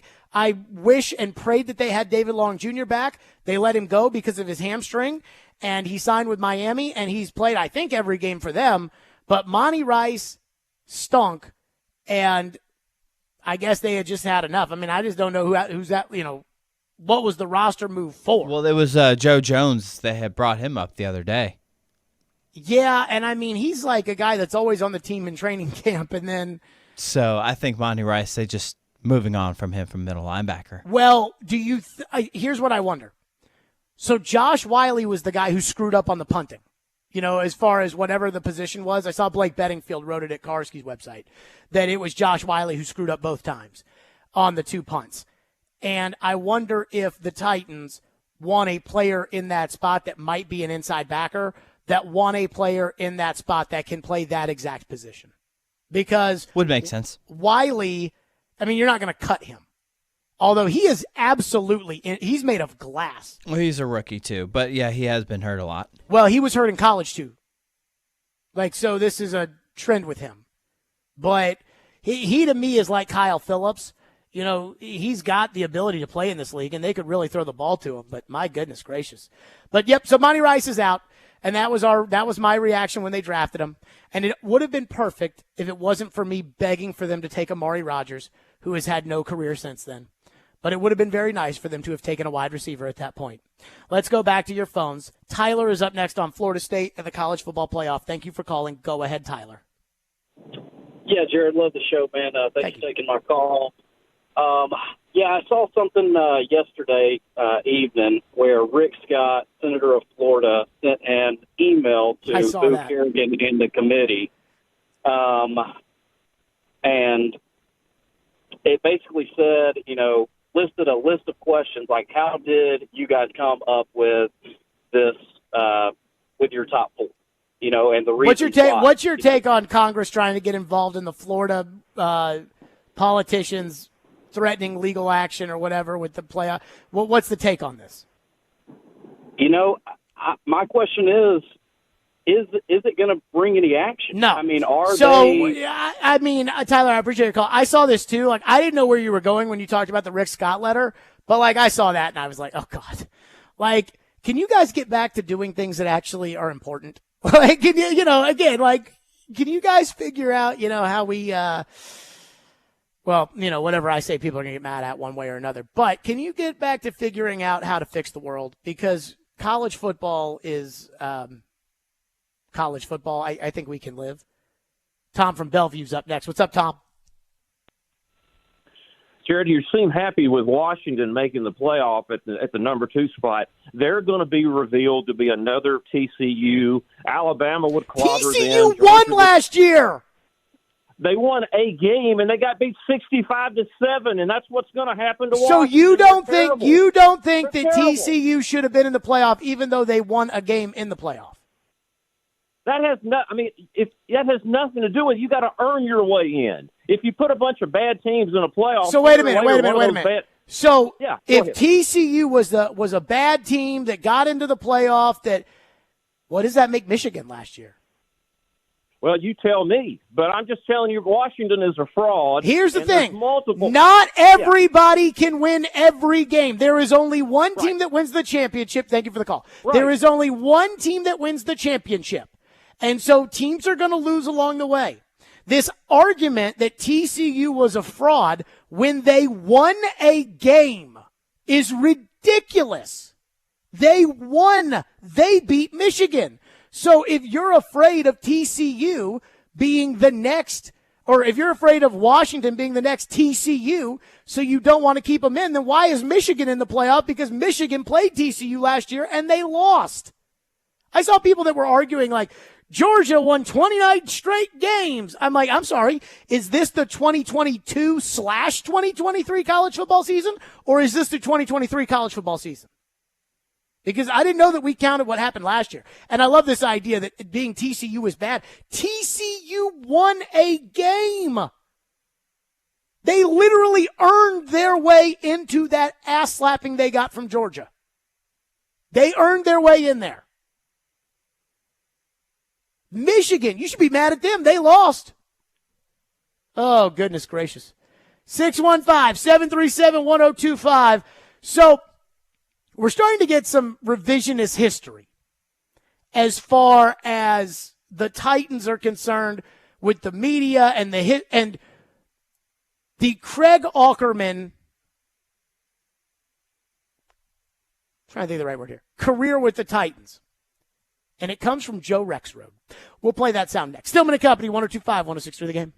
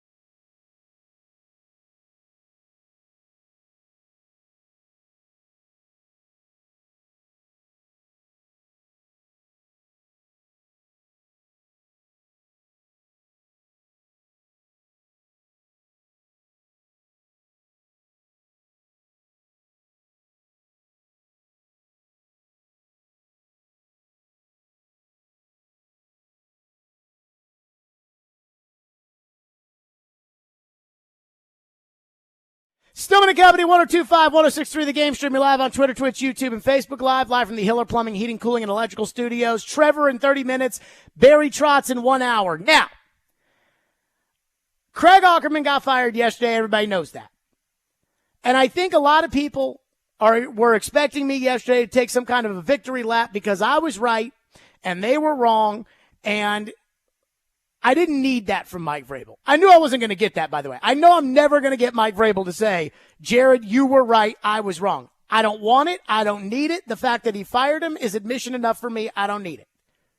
Where I am looking for that approval is from Joe Rexroad, who has moved the goalpost, who has changed the narrative. And I'm sure at 8 o'clock tomorrow, by the way, Paul Kaharski is going to have another narrative. I don't know what his is going to be, but he got on here earlier this year and talked about how his criticism of Craig Aukerman is more intellectual than my criticism of Craig Aukerman. All I know is I'm the one who asked Vrabel after the season last year, why are you keeping him?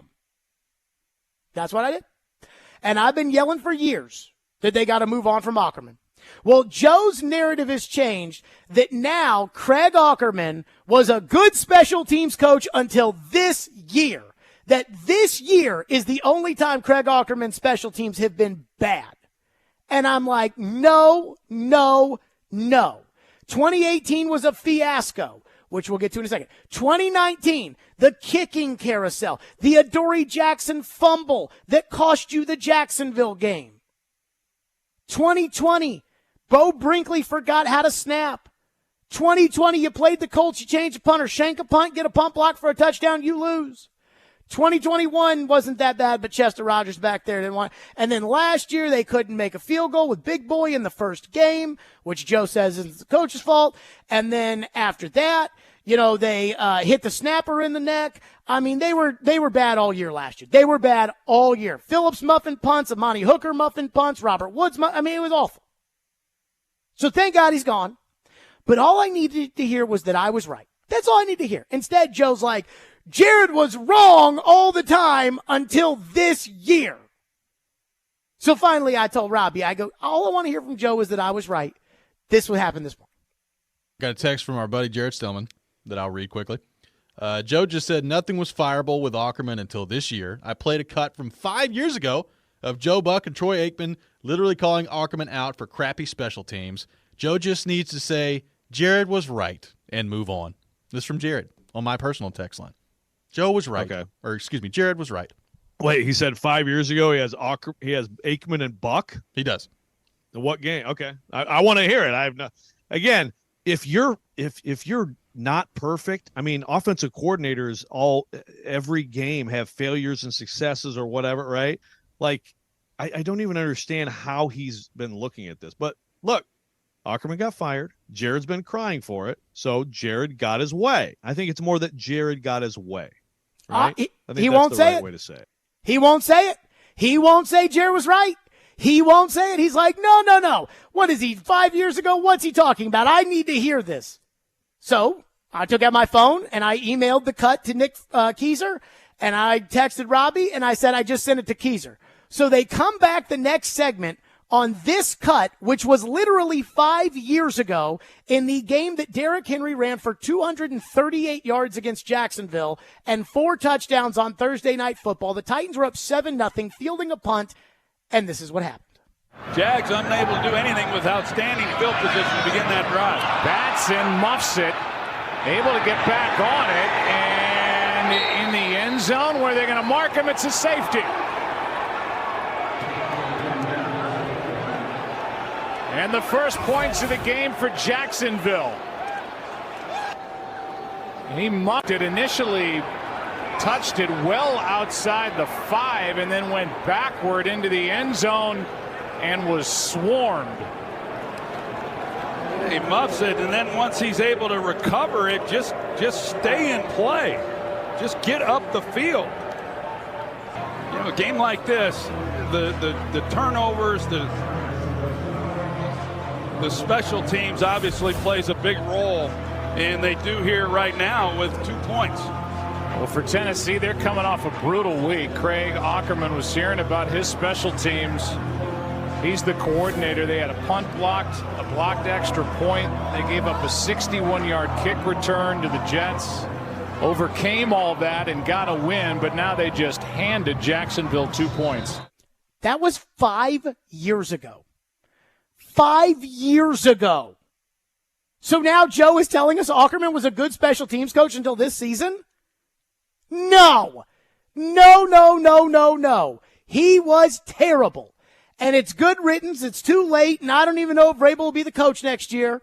But, I mean, that's ridiculous. The idea that, no, Jared just got his way because he's been crying about Ackerman, but he wasn't right the whole time. No, I was right the whole time. You guys just stick your head so far up Vrabel's ass sometimes that you can't see the truth, Joe. So then they play the cut. And this was their reaction to the cut, where Joe said, Ackerman's been good the whole time until this year. Play a cut from 5 years ago where Joe Buck and Troy Aikman are like, how stupid is this? And this was the reaction.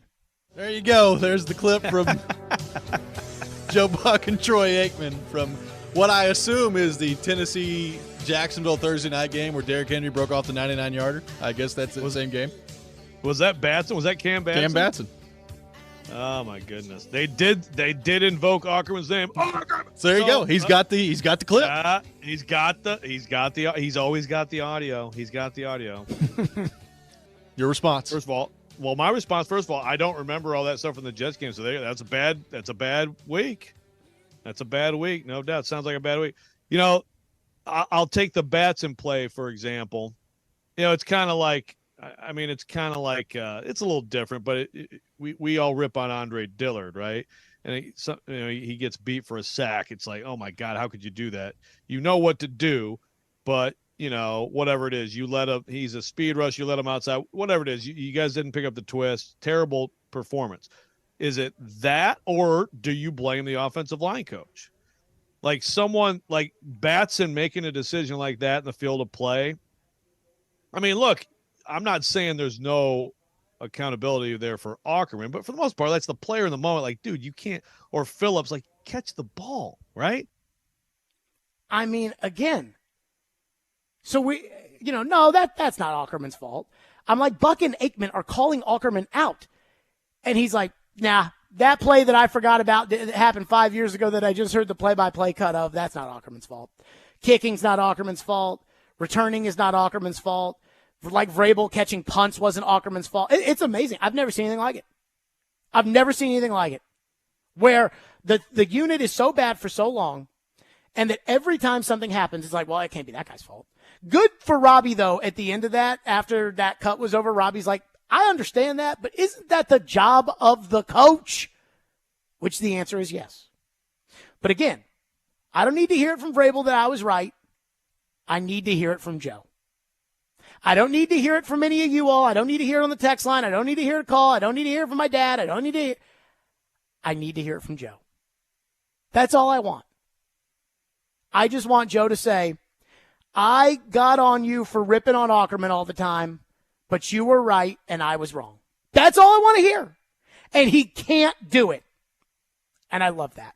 I don't know why I love it, Ian, but I love it. He can't do it. It will physically make him sick to say that I was right.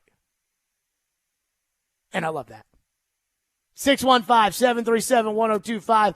Add that to the list, 615-737-1025. Here on the program, we'll get to your phones. We got that. We got the playoff. We got the Monty Rice stuff. All of it. Stillman and Company, 102.5, 106.3 The Game.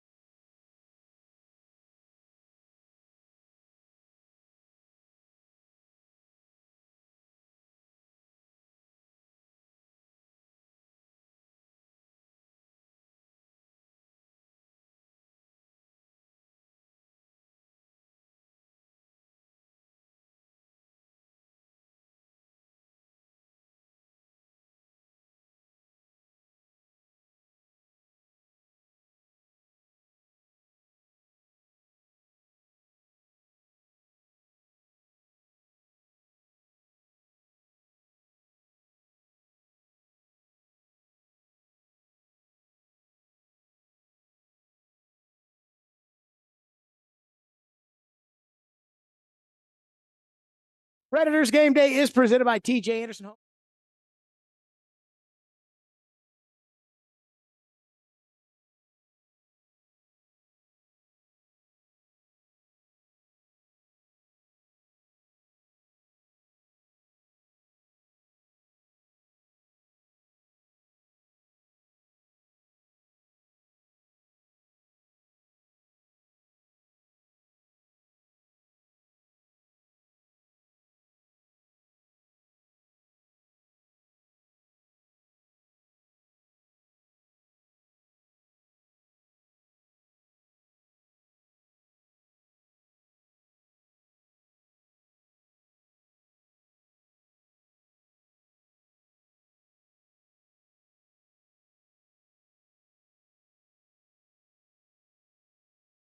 Bloody Marys.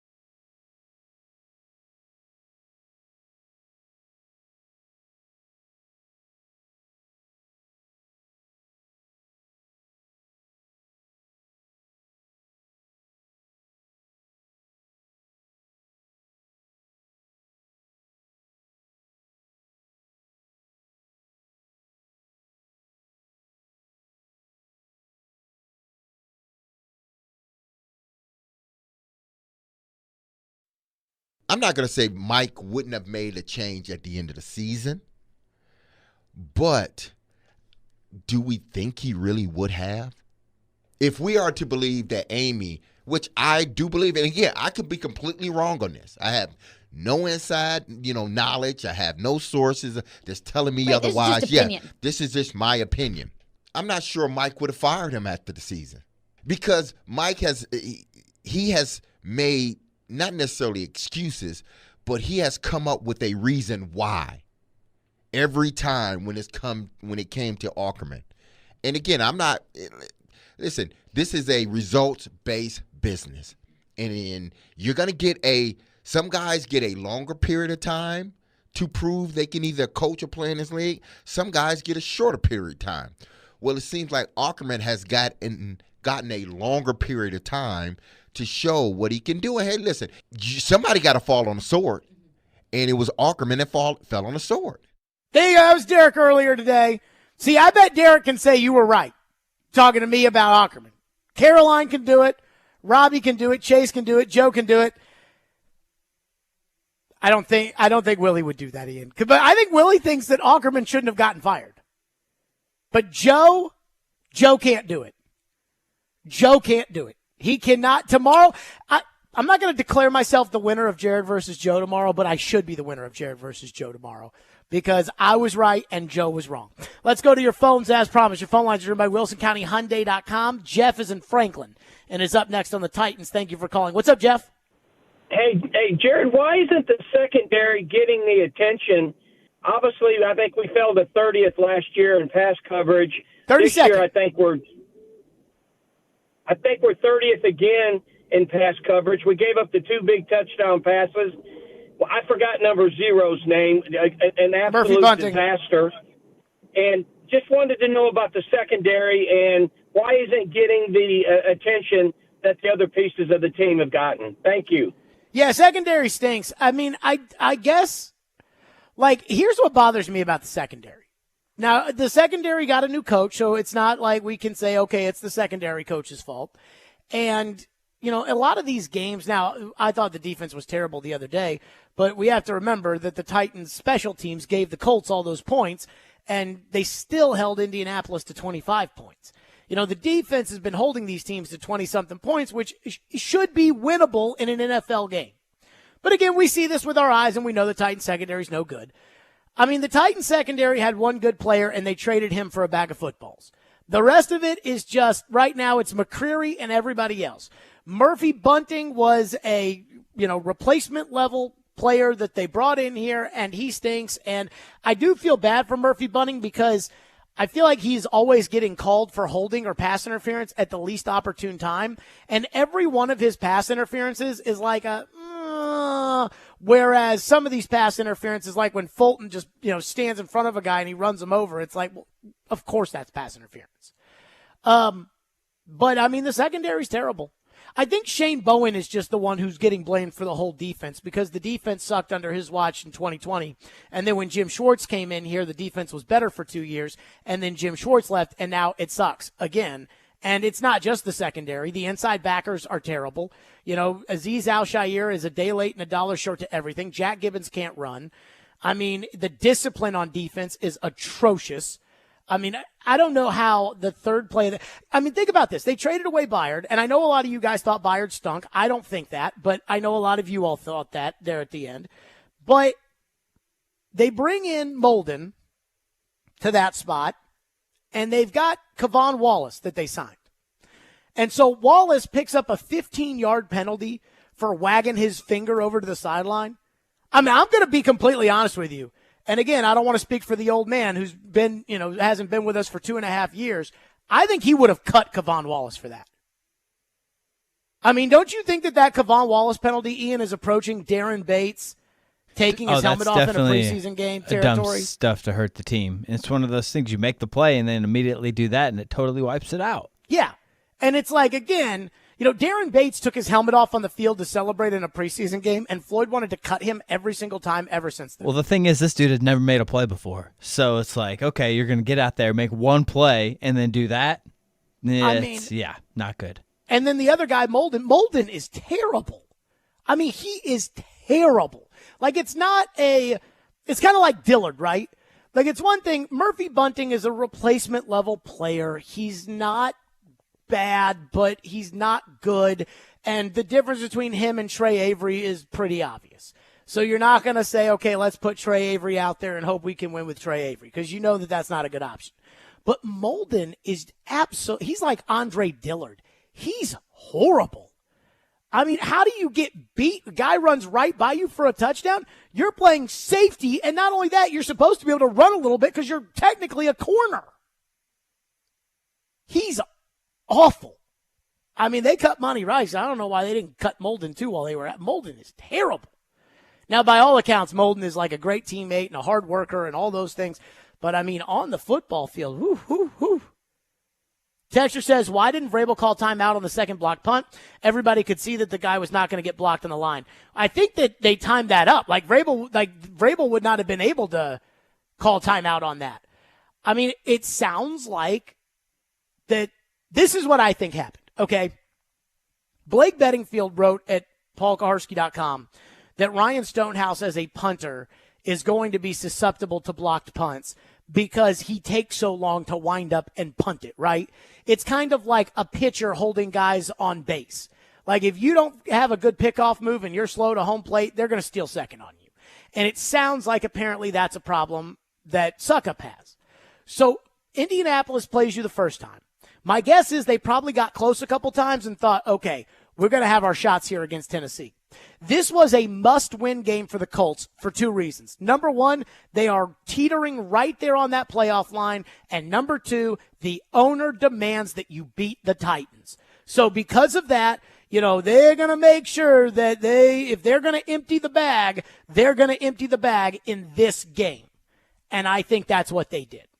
Now, that does not absolve Ackerman of any blame. That does not absolve Vrabel. That does not, nothing.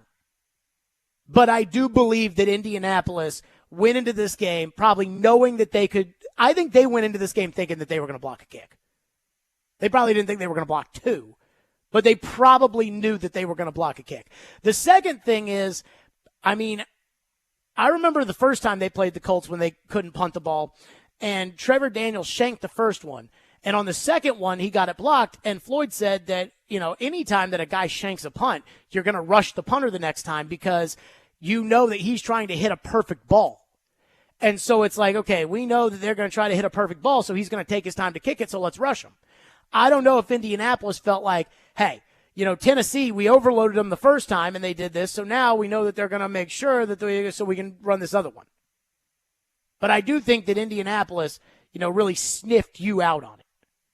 as much as anything else. I don't think Vrabel could have done anything. I don't think Vrabel could have called timeout in order to keep that play from happening. 615-737-1025 is our phone number. Trevor is coming up next. I have not heard Trevor on ESPN, so I don't know if Trevor is for Alabama and over Ohio State or against it, and the travesty that it is with the college football playoff. But we will find out next. And I'm going to say this. If Trevor is taking the side of the committee, he's going to hear it from me. We'll do that next. Stillman and Company, right here, 102.5, 106.3 The Game. Join me, Chris, and Derek live at Twin Peaks in Madison this Monday, 4 to 6, for the award-winning pregame show. And I'll just say this, Stillman and Company will be kicking off from Twin Peaks in Cool Springs, Twin Peaks in Madison at 2 o'clock. So we'll be there again, 4 to 6 for the award-winning pregame show, ahead of the Titans and the Dolphins. And our award-winning pregame show is presented by Parman Tractor and Equipment and The Beast Unleashed.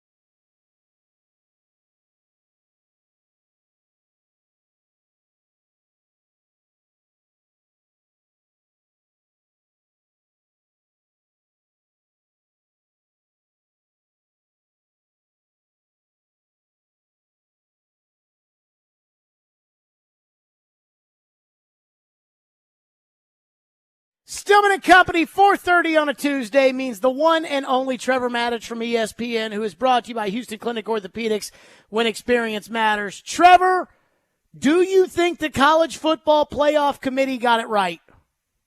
Yes. Oh, now, we don't fight. We don't fight right. now. Go ahead, explain yes, yourself. I heard you say just before the break that I was going to hear it from you. I can't wait to hear what I'm going to hear from you. Trevor. Who wants to start? I'll go first. There's a reason why we play football. There's a reason why we play the games. There is a reason. The thing about sports is almost anything else in society nowadays is argued upon about the legitimacy. We have no idea who is telling the truth. Anything can be faked. AI can do anything they want now. They're the only thing that is real is the scoreboard of competition with which we are watching. And football is the number one sport like that. And so I saw Texas beat Alabama. I saw Florida State this weekend win every game. I saw Florida State crush LSU. I saw Florida State dominate Louisville with their defense. They're a great team. We've got 3 teams in the Power 5 that are undefeated. They should all be in. And then Texas should be in over Alabama because Texas beat Alabama, even though that was week 2. That wasn't the preseason, Trevor. That was the regular season, and I believe Alabama only got in because of the brand. The Alabama brand, the Saban brand, and the SEC brand, and I hope it wasn't corruption. I think there's a chance, but we play the game on the field, and that should determine who our champions are. Corruption. Let's come back to that one because that sounds interesting. Here's the thing, Jared. You are giving the right answers to the wrong question. This year, because of the crowd of teams to get into the playoff, where you've got 4 teams with a great argument to get into the last 2 spots, it's worked out that it is less which team deserves to be in the most than it is which teams have the better case to not be included. Because you talk about Florida State, they won all their games, yay. Alabama, because this is the one we're really talking about here. Sure. Alabama lost a game to the team that the committee at the end of the year said is the 3rd best team in the country.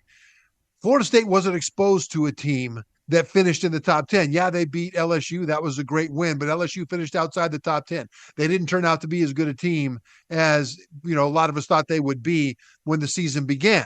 Still a great win for Florida State, but Alabama was exposed to the 3rd-ranked team in the nation, and they lost that game. But then, so the credit to Alabama is that they played a better team even though they lost to that team, whereas Florida State played good teams and beat them? What I'm saying is that to say that Florida State is undefeated, Liberty's undefeated too, but they didn't play a top 10 team. Matter of fact, they didn't even play a Power 5 team. I'd say that's a difference. Well, Florida State played 2 SEC teams. Yeah, one of them was Florida, which finished 5-7, and the other one was Florida LSU. State cannot make these teams good, and these teams weren't bad. Right. LSU wasn't bad. Louisville wasn't bad. But see, you've got to make the case that Alabama should not be in there. And the case for Alabama to be in there is that, they lost to Texas, which is a better team, according to the committee, than anybody that Florida State ended up playing. But then Alabama beat the number 6 team in the nation, Georgia. Georgia finished number 6. They were number 1 for 3 straight weeks before Alabama beat them. But now they finished the season number 6, according to the committee, and Florida State didn't beat a team in the top 10 this either. Not their fault. But the thing is, you've got to say that Alabama should not be there more than you need to say that Florida State should be there. So and the truth of it is, I do not accept the undefeated thing in this season when there's so many criteria floating around. Here's why. There's 5. The only time that I think a Power 5 undefeated could be left out is if there were 5 undefeateds from the Power 5 that were also conference champions. There's not. There's 5 conference champions, right? So we've got the 3 teams that are undefeated. Then we've got the Big 12's champion, and we've got the SEC's champion. So now we decide between those one-loss teams who, again, were not unscathed, whereas those teams beat everybody that was on their schedule in order for them to beat. And by the way, I don't see Michigan playing LSU out of conference. I don't see Washington playing LSU out of conference. But I digress. I go back to the fact that we've got those 3 teams that are undefeated. Now it comes directly to Texas versus Alabama. And I'm just like, if only there was a way for us to determine between these two conference champions, the last of the Power Five, each have a loss. If only there was one really true, fair, and square way to judge which one of those two teams is better. Oh, yeah, they played. And Texas kicked Alabama's tush, and everybody saw it. And I don't care that it was in week 2 because there's not a preseason in college football. I agree with you there that this Texas and Alabama actually turned into a package deal that boxed out Florida State and Georgia, by the way. Because if Alabama's going to be in as a one-loss SEC champ whose last data point was to beat Georgia, who ended up as the number 6 team in the country, if they're in because of that, then Texas has to be in if you're going to respect head-to-head. And that package deal boxed out Florida State. Here's why. Here's the thinking of the committee on this based on Boo Corrigan, their spokesperson, based on what he has said. And I agree with this, Jared. You disagree with it, but I agree. Here's the reason to keep Florida State out. One of the criteria for the committee, this is written down, that they can consider is injuries that change the nature of the team. The comp most often cited is 2014 Ohio State. JT Barrett, their quarterback, was injured in the final game of the regular season against Michigan. So here comes in Cardale Jones, the backup, for the Big Ten championship game against Wisconsin. The committee watched to see if Ohio State was the same team, or at least one of the best 4 teams, with Cardale Jones in. And what they saw was Cardale Jones helped to lead Ohio State to a 59-0 win over Wisconsin in the Big Ten championship game. So the committee said, okay, yeah, it looks like Ohio State's still rolling, hitting on all cylinders. So they evaluated them that way. They put them in the playoff. So then you go to Florida State. Their quarterback, Jordan Travis, was injured with 2 games to go. And as an aside, I thought that was one of the dirtiest, most unnecessary hits that I saw all season, for several Trevor, years. I'm going to stop you right there. I believe they would have left Florida State out if Jordan Travis was healthy. I can't prove it, but I believe it. Well, they may have. But we have a different question, because here's the reality of what the committee was bouncing around in their room. Well, no, I want to stop you there too. Everybody is talking about, watch the Florida State offense against Louisville. That was terrible. That kid would not be playing quarterback in the college football playoff. Sure. So let's talk about the kid that would be playing. And that's the one who played against Florida. That's the backup quarterback, Tate Rodemaker, who's a junior, right? And he's had some good moments. He brought him back to a victory against Louisville last year when Jordan Travis was injured. So he's actually played some, although coming into the North Alabama game where Jordan Travis got hurt, Tate Rodemaker, I think, had 8 pass attempts on the season. But either way, you're right. So let's not judge it by what we saw against Louisville. Let's judge it by what we saw against Florida with the backup quarterback in Tate Rodemaker for Florida State, who would have been almost certainly the quarterback in the playoff. The committee is looking at those 2 games, but also as an individual game at Florida, to see, just like they looked at Ohio State back in 2014, is this the same team, or at least similar, as they were before Travis got hurt? How do we evaluate this team as it's constituted now? And here's what happened. In that game against Florida, Tate Rodemaker couldn't throw the ball. He was around 50%, I think a little bit less in completion percentage. He had 134 yards passing. So you're telling me the passing stats are what matters, and what happened in the game doesn't matter? Hang on. He averaged 5.5 yards per pass attempt.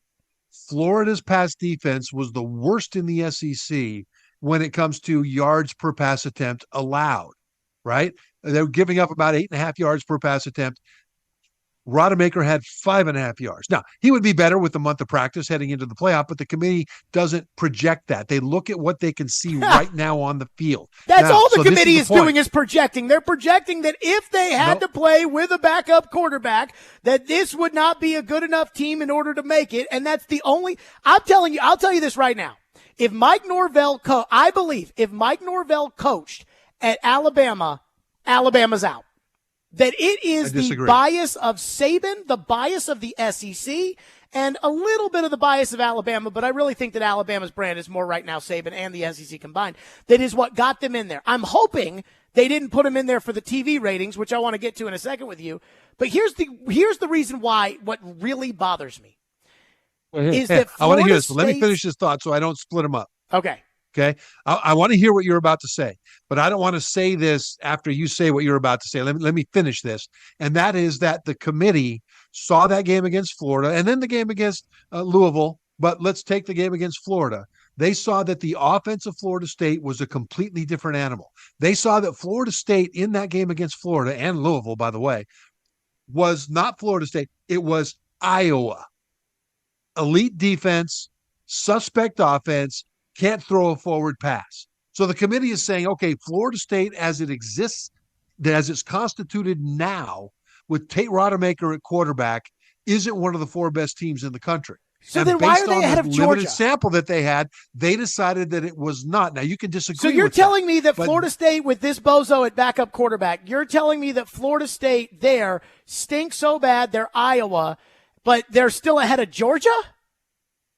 Iowa, well, see, that's a bit confusing too. Because it's bullcrap, Trev. That's why. Well, no, but this is why. It's this year, because there's so much competition for those last 2 spots, in this case, the last spot with Alabama, then the committee had to decide, okay, well, who has the best case to be in? And Texas, Alabama, and Florida State, all 3 had compelling cases to be in.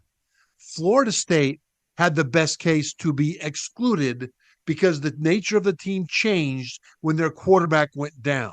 And so that's the hairs that the committee had to split. You can disagree with it, but I disagree with some of the people I've heard out there in the ether saying that it's a travesty to college football that this happened. It's not a travesty. It was a hard decision. I think it impinges on the integrity of the game. I can see why they did it. I think it totally impinges on the integrity of college football.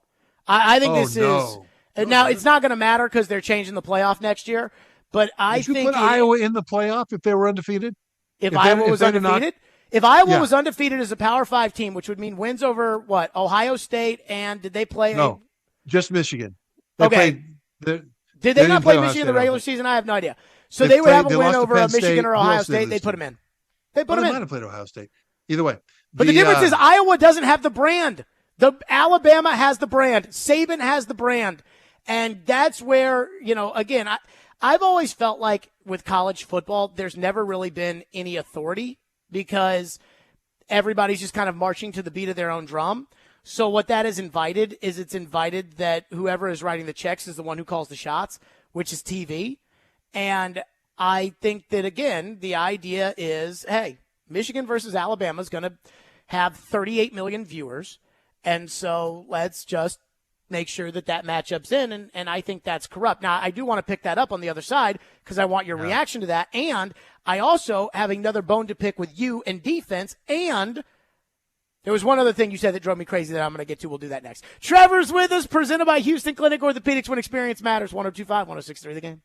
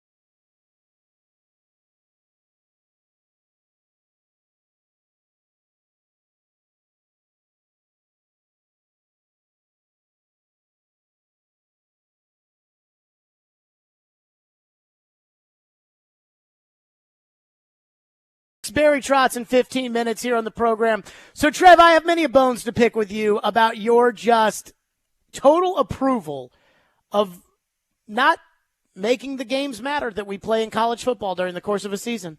But I do want to say this. One thing that is driving me crazy about the ACC championship game. Now, I can't stand Jack Plummer as the quarterback at Louisville. You know, he's going to play in the bowl game and then move on. And honestly, I pray that Jeff Brom will find a better quarterback. But that team was averaging 33 points a game going into the ACC championship. And I mean, they couldn't move the ball an inch. And Jaden Daniels is going to win the Heisman with an unbelievable season. And Florida State shut him down.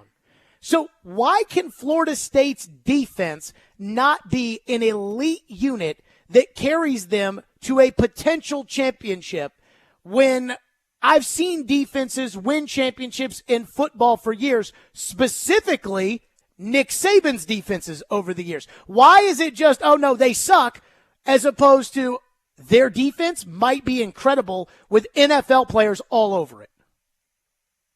You're right. Their defense is incredible with NFL players all over it. You're right. In the last two games against Florida and Louisville, without their starting quarterback, Florida State's defense stepped up in a major way. It was a beautiful thing to watch. You're right about that. But then you have the other side of the ball. And the other side of the ball, frankly, is awful. Florida State's offense the last 2 weeks couldn't throw a forward pass, and that includes when Tate Rodemaker was in. And their running game, really, they had one 73-yard run out of the Wildcat against Louisville. Other than that, nothing really worked all that well. It was their defense that won the game for them. And good for them, they won the game. It's a reason to put Florida State in that they prevailed in those last 2 weeks with the quarterback situation, knowing that the defense had to step up, and they did, and they won. Do you think their defense? You're right about that. We've seen games. We've seen teams over the years, both college and pro. Yes, Iowa. You know, yeah. Okay, but I mean, like good teams. You know, like the Trent Dilfer Ravens, Iowa, right? Elite defense.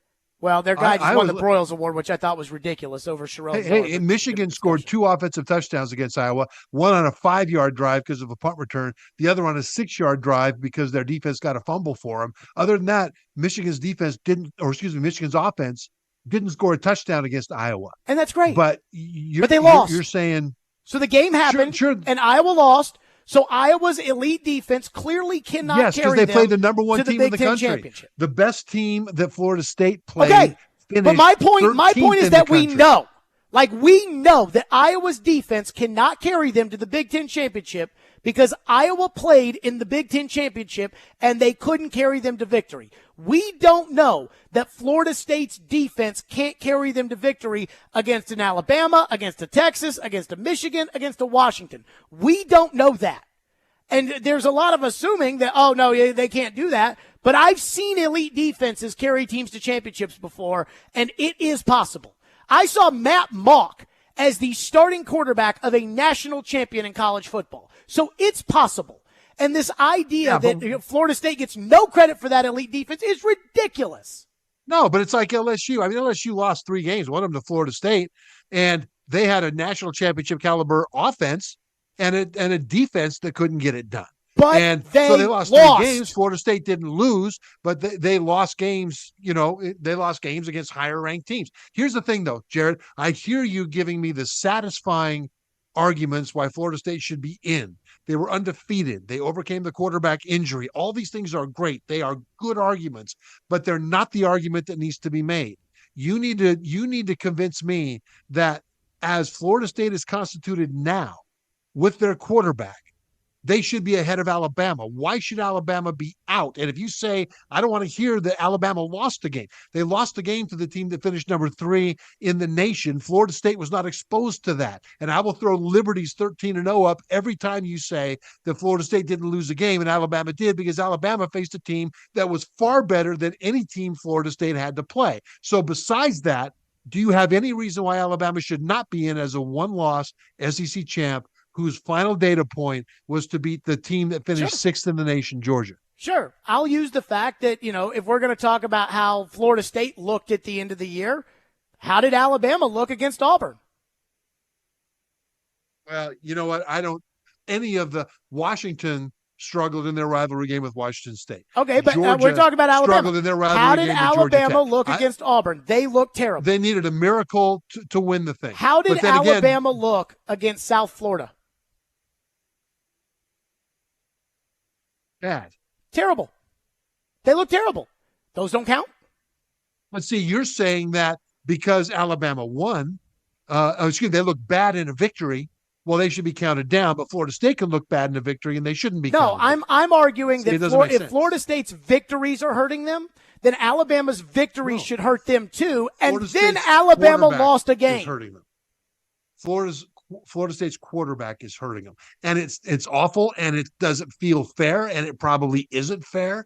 It's never happened before, but then again, there has never been in the 10-year history of the playoff this much of a crowd for that 4th spot. So I do believe they got to figure out a way to do it. And once again, they decided that according to their bylaws, as Florida State is constituted now with the quarterback situation that they're in with Tate Rodemaker as the backup, with the only data point that the committee actually saw him play, which was against Florida, the committee said this is not one of the best 4 teams in the country. It's the 5th best team. But not the 6th best team, even though Georgia has all the same arguments Alabama has. They're the 6th best And the thing is, if Alabama were at number 5 and Florida State were number 4, there would be equally compelling arguments for Alabama being in. And, so this is where it's kind of a circular argument. It's not cut and dry. And it sounds like I'm saying Florida State doesn't deserve it. That's not what I'm saying. I'm saying the committee had an impossible task, and they used criteria that were written in their book, and they decided on one of them. Actually, so more Trev, than I want one, to squeeze but this the main question one in. was the injury. I want to squeeze this question in, which is where I sit. There have been 2 years where the last spot in the playoff was legitimately, hotly contested, and whoever got left out was going to be screwed. The first year and this year, the TCU Baylor year with Ohio State, and this year, that there's no way to explain to Baylor why they didn't get in. They just picked Ohio State. Well, there kind of is. Well, that conference championship fakakta bull crap that they put out there. But I feel more like, in the bylaws. I feel more like, as far as both of those are concerned, the team that gets higher television ratings got put into the playoff. Alabama gets higher television ratings than Florida State. Ohio State gets the highest television ratings in the entire country. I am convinced that there's a certain part of this that television ratings played a factor. Your response? I'm glad you brought that up, because I hear that a lot. I got a minute for you. That I have never seen anything or heard anything that gives me an indication of that. I have never been told, for example, in as I give analysis of what the committee's doing and what they've done the entire time over the years, I've never had a suggestion that I should kind of promote this team or promote this concept. Not a single time, not once. And as far as TV ratings go, everything I've been able to gather from people who know what the committee does from a standpoint of reporters that have inside sources in the committee, every single one of them say that the committee doesn't think about those things at all. Now, they're human, and maybe they do a little bit, but this whole grand conspiracy theory that the television networks are driving this because they're driving ratings and these are the matchups that the television wants and therefore the committee does it. I haven't seen a shred of evidence that that's true. I'm not questioning your integrity on this, but do you really think that they're going to tell Heather Dinich, like, yeah, Heather, we put Alabama in because of TV ratings? Well, but I haven't heard anything. That's just speculation. And I haven't heard anything that might suggest that. If I did, I'd tell you, but I haven't heard anything like that. And I haven't experienced anything like that. Trevor Maddich is the best, as always. We didn't even talk about any of the games that were played for the most part, or the Broyles Award, or the Heisman Trophy. I think both my guys, Sharon Moore and Will Stein, got screwed on the Broyles Award. And I think Michael Penix is going to get screwed on the Heisman when Jaden Daniels wins it, but we'll have to argue that another day. Trevor, great stuff. As always, we'll talk next week. Thanks, Jared. Yep, the best. Trevor Maddich, presented by Houston Clinic Orthopedics. And I'll say, Trevor and I usually don't yell at each other. Today was a yelling day, and that's okay. We're like DeAndre and Will Levis. We needed that. Now, Barry Trotz is set to join us from Chicago, where the Predators take on the Blackhawks. And there is, a story that's out there. I mean, it seems pretty obvious. Tyson Barrie has requested a trade from the Predators. We're going to ask Barry, A, what that's about, and B, where that stands, and we'll do that coming up next. Stillman and Company, 102.5-106.3 The Game.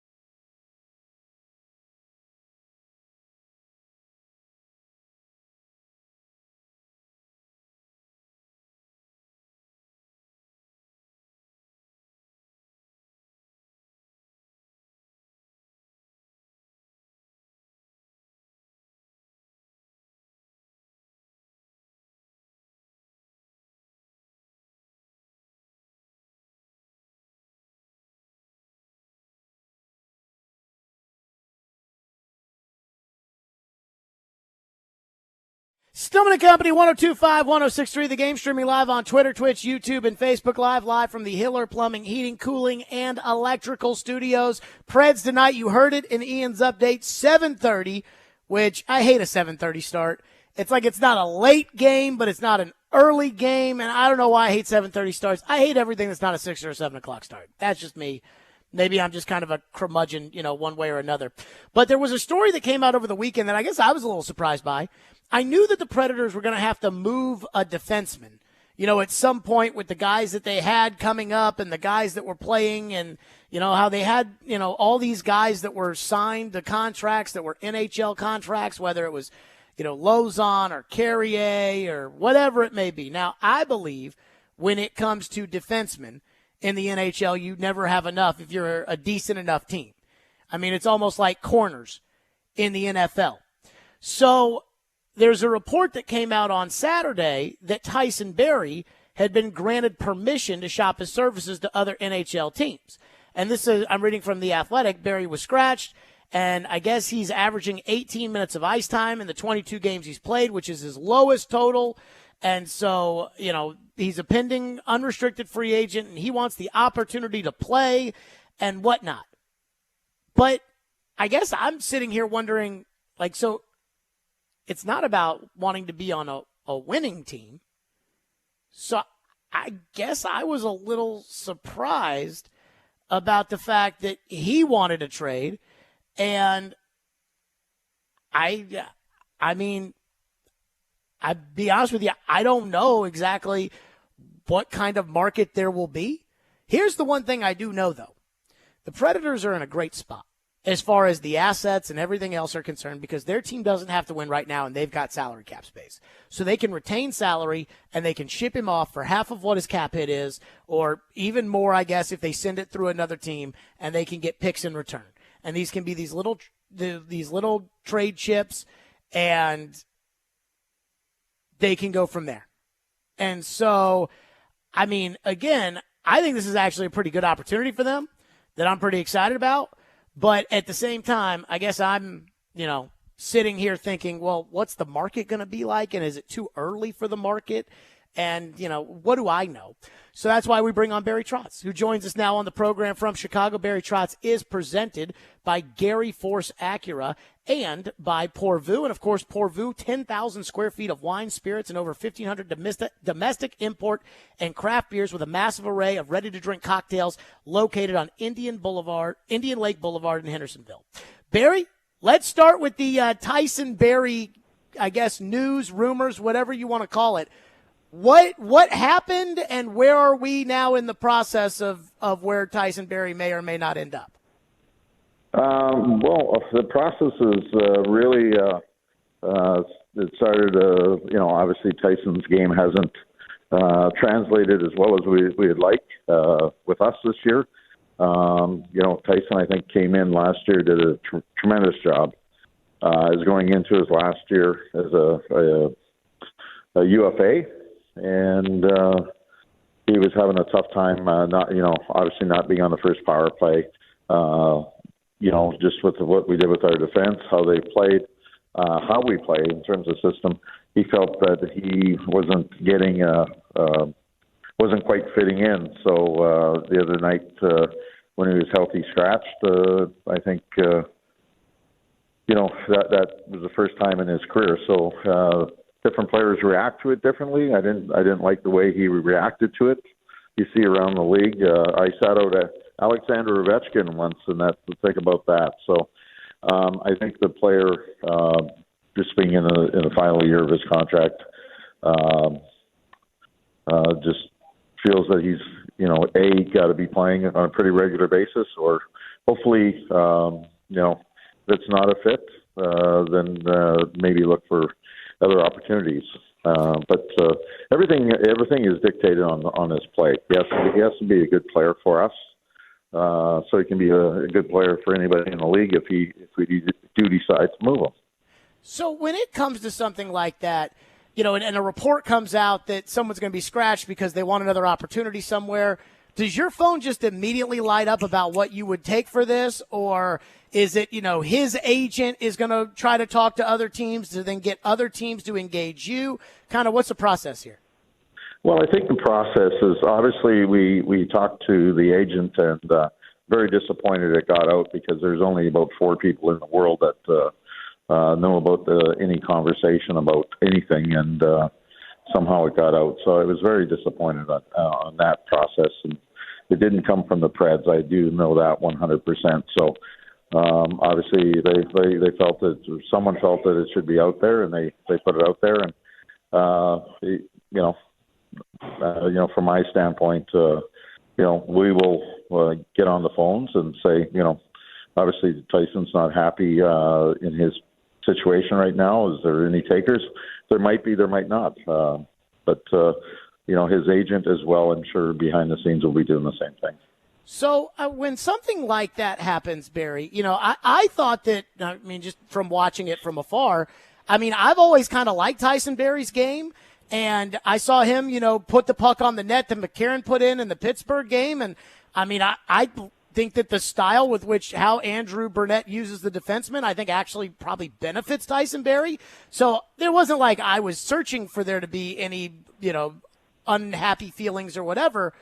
But it does kind of stand out to me that a guy gets scratched and doesn't like the ice time he's getting or whatever it may be, and in the middle of the season is just saying, I don't want to be here anymore.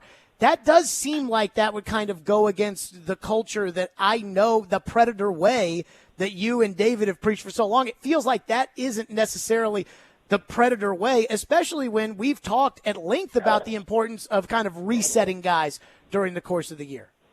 Yeah, no, 100%. I agree with you. As I say, I was very disappointed in the way Tyson handled it and in his group. But at the same time, he's got to play for us right now. And like I said when I first came here, I want you to come here to win. I don't want you to come here to retire. So if you don't want to be part of the organization or feel like you can contribute, then we'll work together to get you in a better situation. But I'm not going to do anything to hurt the Predators or a team's chances of winning based on a player's reaction to sitting out a game. There's many top players in the league have got sat this year around the league, and everybody has a different level of we'll say professionalism or maturity, whatever it may be, of handling a situation. So you hear it around the league. Different players handle it differently, and Tyson handled it this way, and that's not necessarily the way I would want it to be, but at the same time, it is what it is, and we have good communication with Tyson with his with Andrew, myself, and his agent. So we're all good. He's got to play. He's just got to play better, plain and simple. We usually don't scratch players who we just feel that there's a better ceiling for Tyson himself. Yeah, I don't expect you guys to be scratching Philip Forsberg the way that he's playing right now. Barry Trotz exactly is with us to that point. One last thought on this, which is it does feel like, and this is before any of this news came out, you guys were in a position where whether it was now or maybe, more towards February, you guys were really in a good position from a defense standpoint, because a guy like Stastny's come up and played the way he's played. Delgaizo's come up and played the way he's played. And so I always felt like there was going to be a defenseman or two that may be dealt before the trade deadline or dealt, whenever a team needs a defenseman, given your salary cap situation where you can retain salary. And, again, wanting to get some of these young guys up here and knowing that a guy like Mullendijk is in the pipeline. How do you feel about, where your current defense depth is for how that would allow you to be able to maybe build more for the future with the group you have right now? Well, it's really exciting, and you hit it right on the head. You have guys like Delgado who have come up and been seamless because of their skill set, their time in Milwaukee. You look at how Stastny's come up and played, and basically has almost unseated some guys based on his short window of playing games so far. I thought Dante Fabro, when we got into this situation, was playing as well as he has played for the Predators in his career. And we started getting healthy, meaning guys like Luke Shen getting back in. We got our pairs back. The thing that probably threw us for a little bit of a loop is that we found out that Roman Josi feels more comfortable on the right side than the left.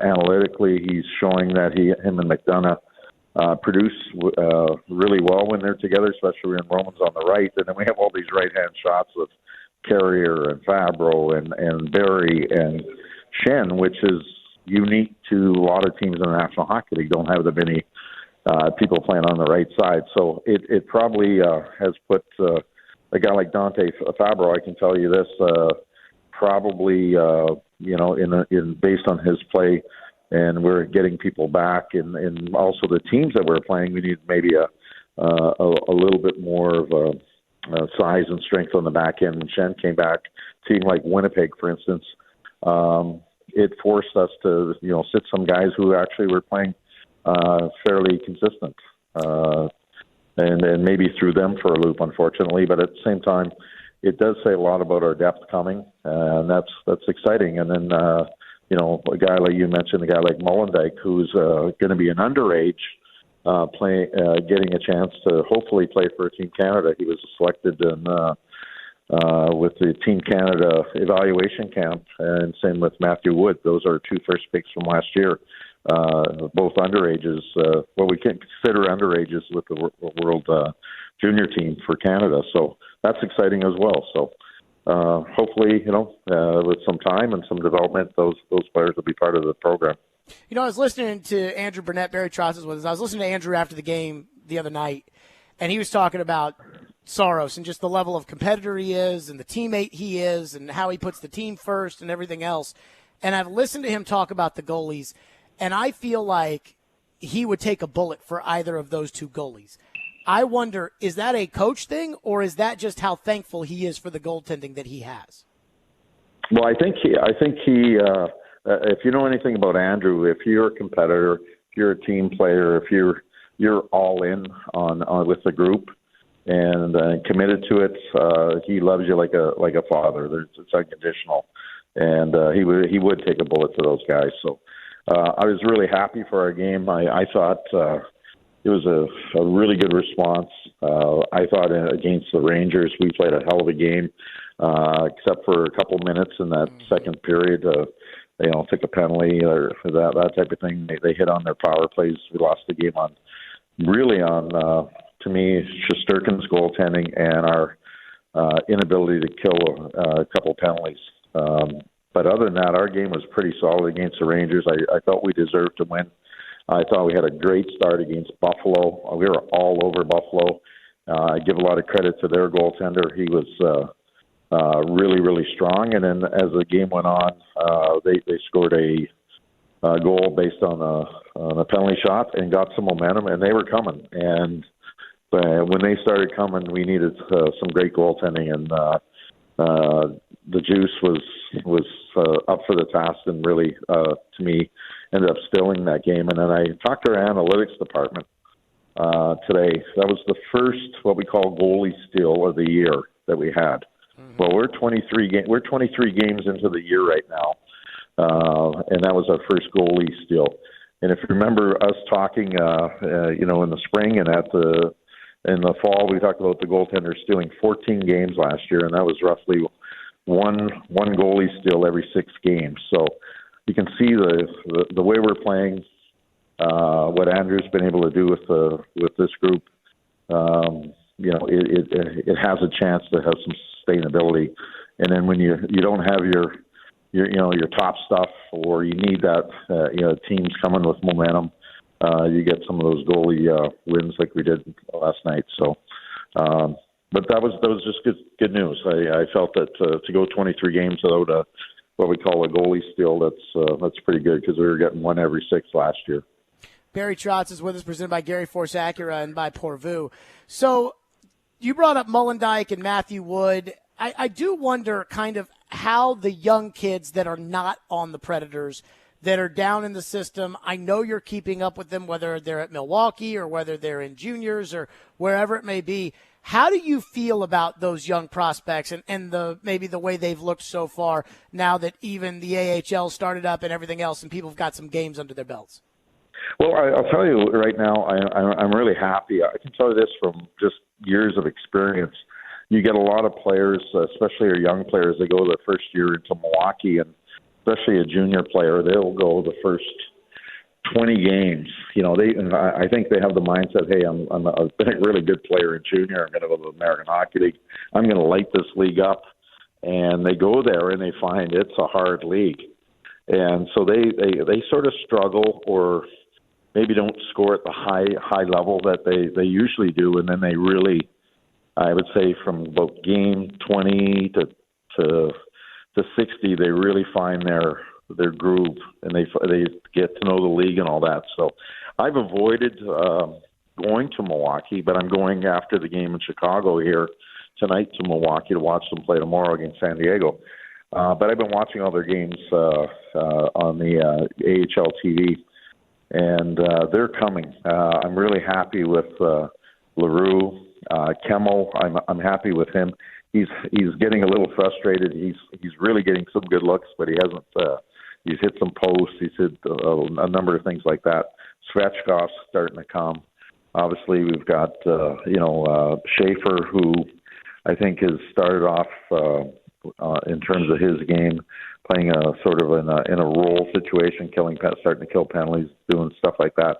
Now I start to see him getting to know the league, know the players in the league, and he's starting to become that, or call a little bit of a man child in the American Hockey League. He's using his physicality. He's getting to the hard areas, and the production will be the next thing that comes for him. So I'm pretty happy with the young guys. The one player that I thought was going to struggle down in the American Hockey League, LaRue, has been outstanding. He's our fans are going to like him. He's a sort of a blood and guts type of guy with an edge. There's always something happening when he's on the ice. He's one of those guys that catches your attention.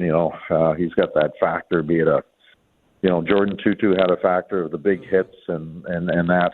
This guy gets under people's skin, just sort of gets your eye to him all the time. I don't know how he does it, but he does. And he gets people chasing him around, and he's been very effective. He's been probably one of our best penalty killers, and he's, I think, our third leading scorer right now. Barry Trotz, as always, joining us on the program. Barry, I know you've got a tight schedule coming up with not only the game that's coming up on Thursday, but then kind of the 3 and 4 days. Good luck tonight against Chicago. We'll all be watching, and appreciate your time as always. Anytime, Jared. Yep, Barry Trotz joining us, presented by Gary Force Acura and by Porvu. A lot of you want to weigh in on this. I've got a thought. I mean, I'll tell you what, Ian, it doesn't sound like Barry's very happy with Tyson Barrie. Not totally, no. Not very happy. We'll or get at least to that. this camp. Exactly. We'll get to that next. Stillman and Company, 102.5, 106.3 The Game.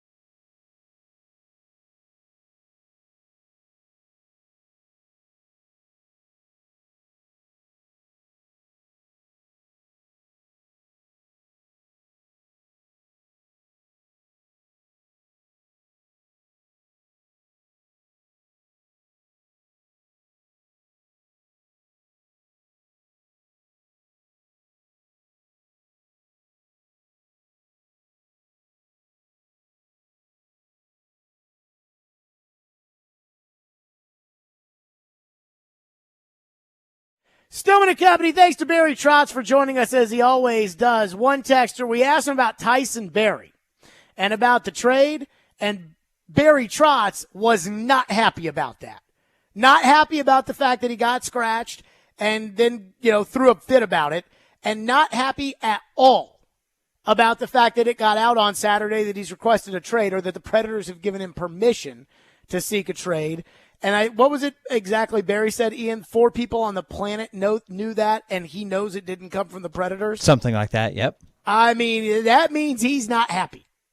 Somebody texted into the text line and said, wow, I love the transparency from Barry Trotz.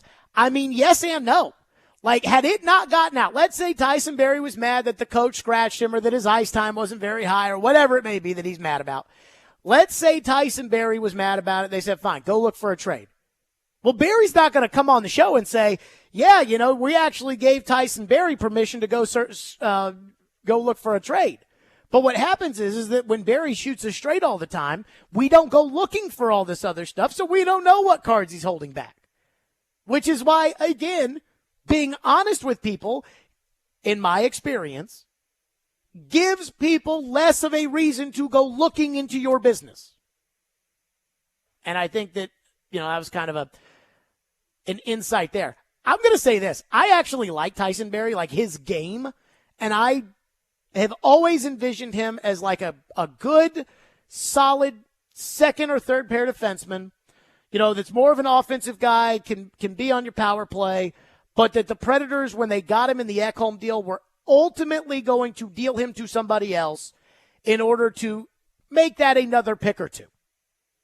Well, now I think it's definitely going to be another pick or two, and the Predators are in good shape. But when I hear that idea of him being scratched and not liking it to the point that he's cry about it so much that he doesn't want to be on the team, I'm like, I don't think that's going to fly with the vision of the Predators. Like, I don't think that's going to fly with Barry Trotz. And it clearly isn't. Just the way Barry was laying it out there when he's like, I scratched Ovechkin, so you need to shut the hell up. Not that he said that, but that was kind of my interpretation of what he said. Vingan actually texted me and said that goalie steals stats, like how many games a goalie steals, is actually a really important and big stat. And, when Saros was talking, when Barry was talking about UC Saros, and I was talking about the performance he had and how, Andrew Burnett said so many good things about him. When he said that, it was like he brought up that stat. He only said good things about the goalie. Good. By the way, our analytics department said that was the first game that our goalie stole for us. And last year, we were stealing 1 game every 6 games. We stole 14 last year. Ian, I kind of interpreted that as we love Saros, but step it up. See, step it up a little bit around here. Be nice. Yeah. Without him saying it. He did kind of start out a little bit slowly, and I think it's fair with the adjustment to the system and the defensive system that they're playing in their own zone. At times, it definitely looked like they were losing track of some players defensively, and there were some point-blank shots from the circles. So I think it's, taking a little bit of time, but I think the team is better defensively in front of them in their own zone, just with, some time to adjust to the new system. Just 615-737-1025. Now, there is a criticism of Mike Vrabel that I don't think is about Vrabel's laziness,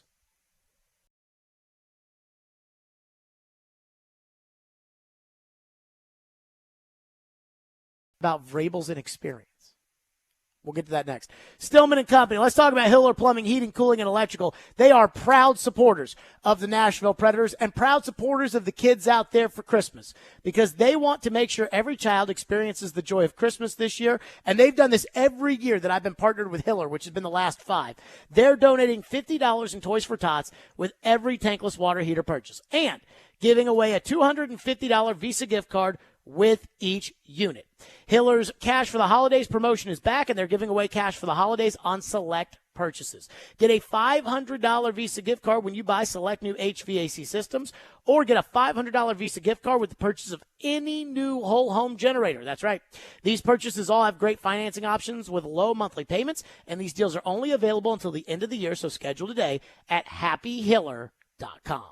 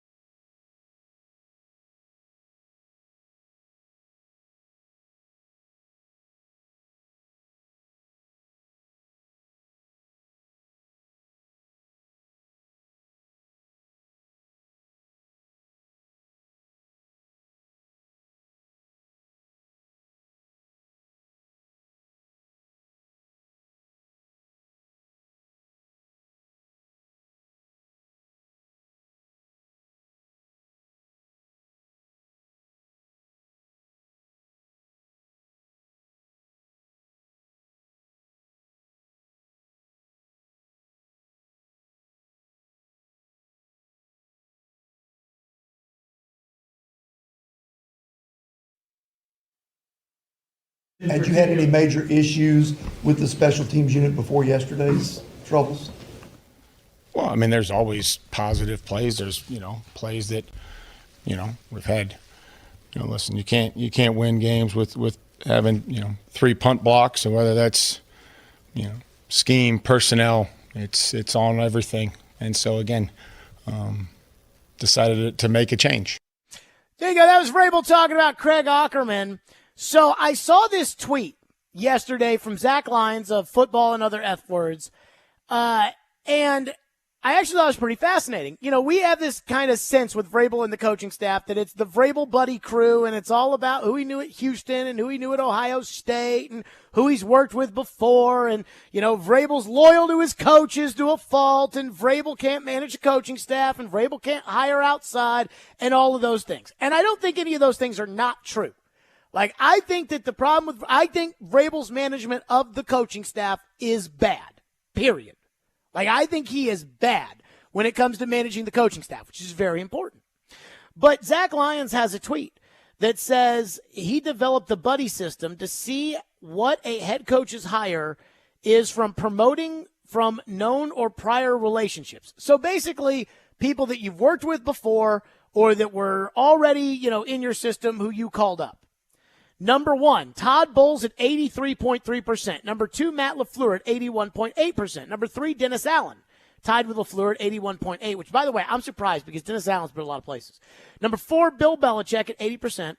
And number 5, Andy Reid and Mike Vrabel at 76.9%. The league average is 51.2%, and Frank Reich was at the bottom at 7.7%. So a lot of people are going to see that and say Vrabel's top 5. But Andy Reid does it, Bill Belichick does it. But I think it's different for Andy Reid, Bill Belichick, and Dennis Allen because those guys have been in the league as coaches for so long, right?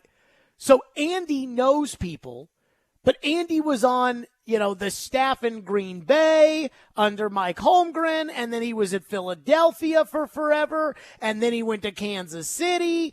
And so Andy has been coaching for so long, and I don't even know where Andy was before Green Bay. But Andy Reid was coaching so long that there's just, you know, the amount of assistant coaches or potential assistant coaches that he knows is much, much bigger than Mike Vrabel's. Same with Bill Belichick. But Bill Belichick started coaching in the 70s with the Lions with Floyd. You know, that's how long he goes back. Matt LaFleur at 81.8%. That right there is kind of alarming. But I don't think it's crazy, again, for an old coach to have a bunch of guys he knows, because there's probably a system. Like, I think there's a system in place in Kansas City, right? Like, Matt Nagy goes on, he gets a job, Bieniemy goes up. If Bieniemy had gotten a job and gone somewhere else, he would have promoted Mike Kafka, who's now, by the way, the offensive coordinator with the Giants. You know, he would have promoted that guy, and they're probably getting the next guy ready so that if Nagy leaves, that's not what's happening here, which goes back to Vrabel. I don't think it's that Vrabel has a buddy system. Like that Vrabel, you know, oh, he's best buddies with this guy, so he's going to hire him. I just don't think Mike Vrabel has the experience of knowing people around the league. That he played in the NFL, but he didn't, you know, how much time did he spend coaching? He was in one organization before he showed up here as a head coach. He was an assistant coach in college for a couple of years. In 2014, he goes to the Texans. So he's with the Texans in 2014, 2015, 16, and 17. Leaves, takes a job here, brings about 9 guys over from the Texans.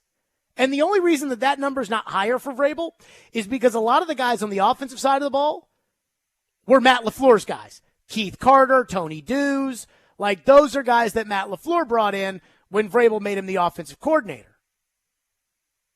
But Vrabel he just doesn't have the knowledge base in order to go out and, you know, hire more buddies or things like that, or hire people that he knows. He doesn't have the experience. And what that does is when there's just not that many people that he's worked with, he's going to cling to the guys that he does know that know how he wants to do things, which is why it was easy with a Dean Pease, which is why, again, you know, they brought in Bobby King. He came from the Texans. They brought in, I believe, Anthony Midget, who was their secondary coach last year. He's from the Texans. They brought in Chris Harris this year. I don't know if Chris Harris is doing a good job or not because the entire secondary is terrible, and the secondary was terrible in the past. But, again, that's kind of an outside hire, and I think Vrabel's nervous about a bunch of people that don't know how to do things his way, and he just doesn't know enough people who know how to do things his way that happen to be NFL coaches. So that right there is not about Vrabel's laziness. It's not about, again, the sanctimoniousness of Vrabel of, I know what's a good coach and assistant coaches. It's a Vrabel doesn't know enough people because he didn't have enough experience in the league. And that's natural. I mean, Shane Steichen came in here. He's not an old guy. Shane Steichen came into Indianapolis, and Gus Bradley's still running the defense, the same guy that was there under Frank Reich. So he probably didn't have to hire a single defensive assistant coach. I saw Richard Smith, who's one of Floyd's old buddies. Used to coach in Atlanta, used to coach with the Chargers. I mean, he's probably the Raiders. I mean, I've known Richard Smith for like 5 years, and I think in those 5 years he's coached on like 8 different teams. But he's got so much knowledge of coaches and guys that you can be a good inside linebacker coach, a guy that could probably be a good secondary coach. He's got the knowledge of those things. Vrabel just doesn't have it with the experience, which is not a knock on Vrabel, but it is something that you have to take into account when you hire a young head coach that doesn't have a lot of experience, is they're just not going to know that many people to hire as assistant coaches. And that's where you are with Vrabel. It's a comfort thing and it's an experience thing. And I think the bigger problem is the experience element of this that Vrabel is learning on the job. Now, it's not his fault. You chose to hire him. You chose to hire him when he wasn't like a lot of these other guys in the NFL that, worked their way up for 15 years and then finally get a shot. Like, this ain't Vic Fangio at 85 years old taking over a job. Phone lines are driven by WilsonCountyHyundai.com. We got to hit them quick. Robert, up next on Vrabel. Thank you for calling. What's up, Robert? I think you're wrong. I think that Vrabel is well known in the NFL, but when you're well known as a prick, then people don't want to work for you. Well, define well known. I mean, that's why. Define well known. Like, how many everybody coaches? Knows his reputation. Right, but I'm talking about what he knows. He's not. Anybody that's looking for a job would want to work for Mike Vrabel because there's only so many of these jobs. Thank you, Robert.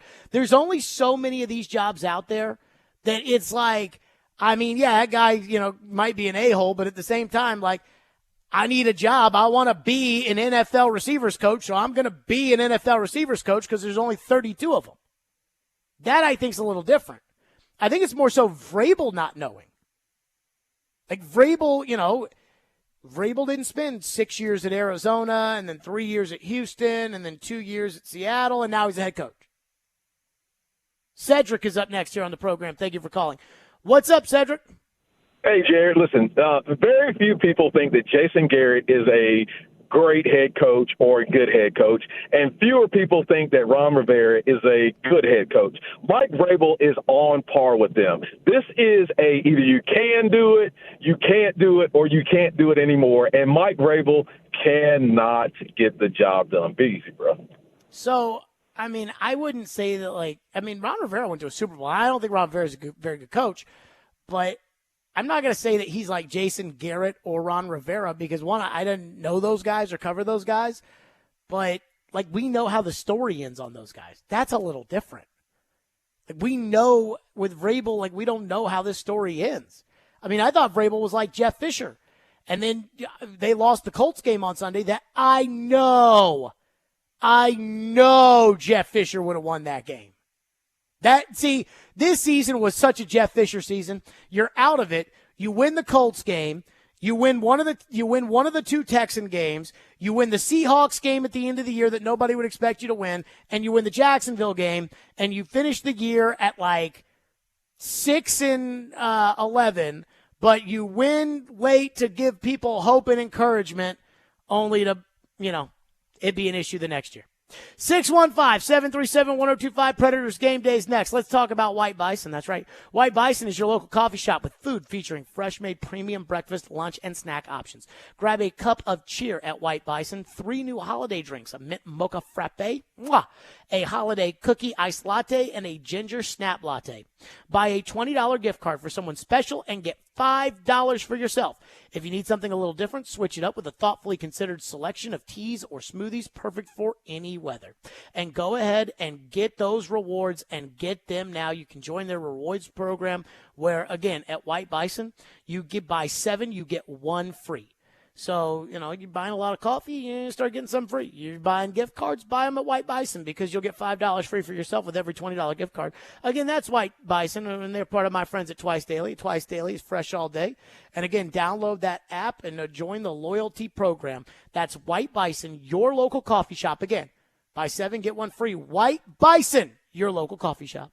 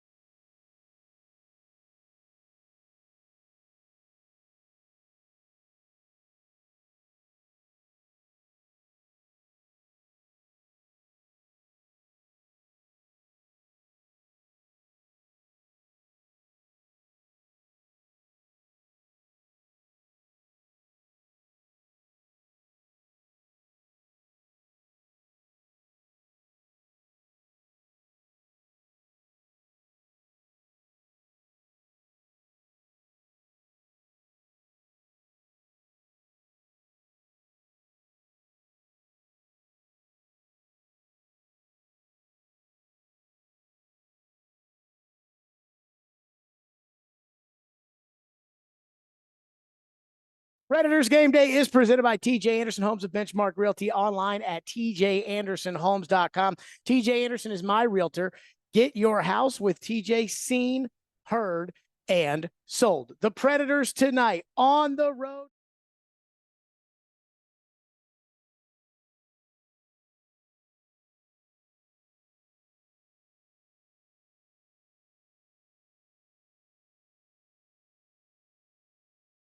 Predators Game Day is presented by TJ Anderson Homes of Benchmark Realty, online at tjandersonhomes.com. TJ Anderson is my realtor. Get your house with TJ seen, heard, and sold. The Predators tonight on the road at Connor Bedard and Chicago. By the way, there's a lot of tea going around Chicago. I don't know what was said. I don't know what wasn't said. I am very interested to find out when everybody gets back. If you know who I'm talking about, you know who you are, but I'm very excited to see, what kind of the tea is going to be. The Predators, meanwhile, come into this one again, 7:30 start time. So our pregame show doesn't start now. It starts at 6:30. But the Predators are 12-12 and 0, good for 24 points on the young season. Chicago, meanwhile, with Bedard, 7-16 and 0, good for 14 points. The Predators have a goals leader of Philip Forsberg with 13, and Connor Bedard leads Chicago with 11. And I would just say this, get used to the fact that you're going to see Connor Bedard, as the Chicago Blackhawks goal leader for a long, long time. Meanwhile, the Predators are coming off of a victory the other night at Buffalo. They got a goal from Forsberg and Yakov Trenin, and UC Saros was in net, 1 goal allowed on 34 saves. So I do want to start with UC Saros. We'll start with the coach's take, Andrew Burnett, talking about Saros the other night after the performance that he had on the road at Buffalo in a big win in which, again, he was phenomenal. Here's what Andrew Burnett had to say. He's a competitor, competes on everything, every practice, every shot. And I thought he was really, really sharp right from the get-go. You could tell he was dialed in, and he's the ultimate team player. And he's the type of kid that he's gonna will himself to play like he did tonight, and for the team too. So I really appreciate that as a coach. There you go. So that's Andrew Burnett talking about Saros. And I will say this, early in the season, Saros is traditionally a slow starter. And so early in the season, a lot of people were saying, oh, Saros isn't playing well. And I was like, well, that's just because, again, he's a slow starter. And then it got to the point to where, quite frankly, we weren't really slow anymore. Like, it wasn't early in the season anymore. And so I got a little nervous that he was struggling. And it feels like, for the most part, I know he got run the other night in the guarantee game against John Hines, but I do think that for the most part, I do think that UC Saros is back, and he's got a resume now. Like, there's an expectation level when it comes to Saros that he's going to start off slow, but then by the middle of the year, towards the end of the year, you're going to be winning games because of Saros. And not only are you going to be winning games because of Saros, you're going to be winning games consistently because of Saros. Also, Philip Forsberg still on the heater. We will see if that continues tonight. The Predators, as of right now, are not in the playoffs because they lost the former coach games, the guarantee to John Hines, and then the game the other night to Laviolette and the Rangers. The Predators have 24 games played and only 24 points. And that would be good because the people behind them, for the most part, have some games in hand or whatever. But it should be noted that they're 3 points out of a playoff spot. They're 3 points out of a playoff spot. And the Blues, who they spanked, again, are 5-5 in their last handful of games. The Blues are ahead of them. And then, shockingly, that horrendous franchise in Arizona. We talk about bad ownership. That horrendous franchise in Arizona has 28 points in that wild card slot. So these are the games against Colorado, the worst team in the conference. These are the games that you have to win. You have to win tonight. I know it's December 5th, but again, we talked to Barry, there's kind of 2 phases to this. There's the playoffs, which we care about with this team,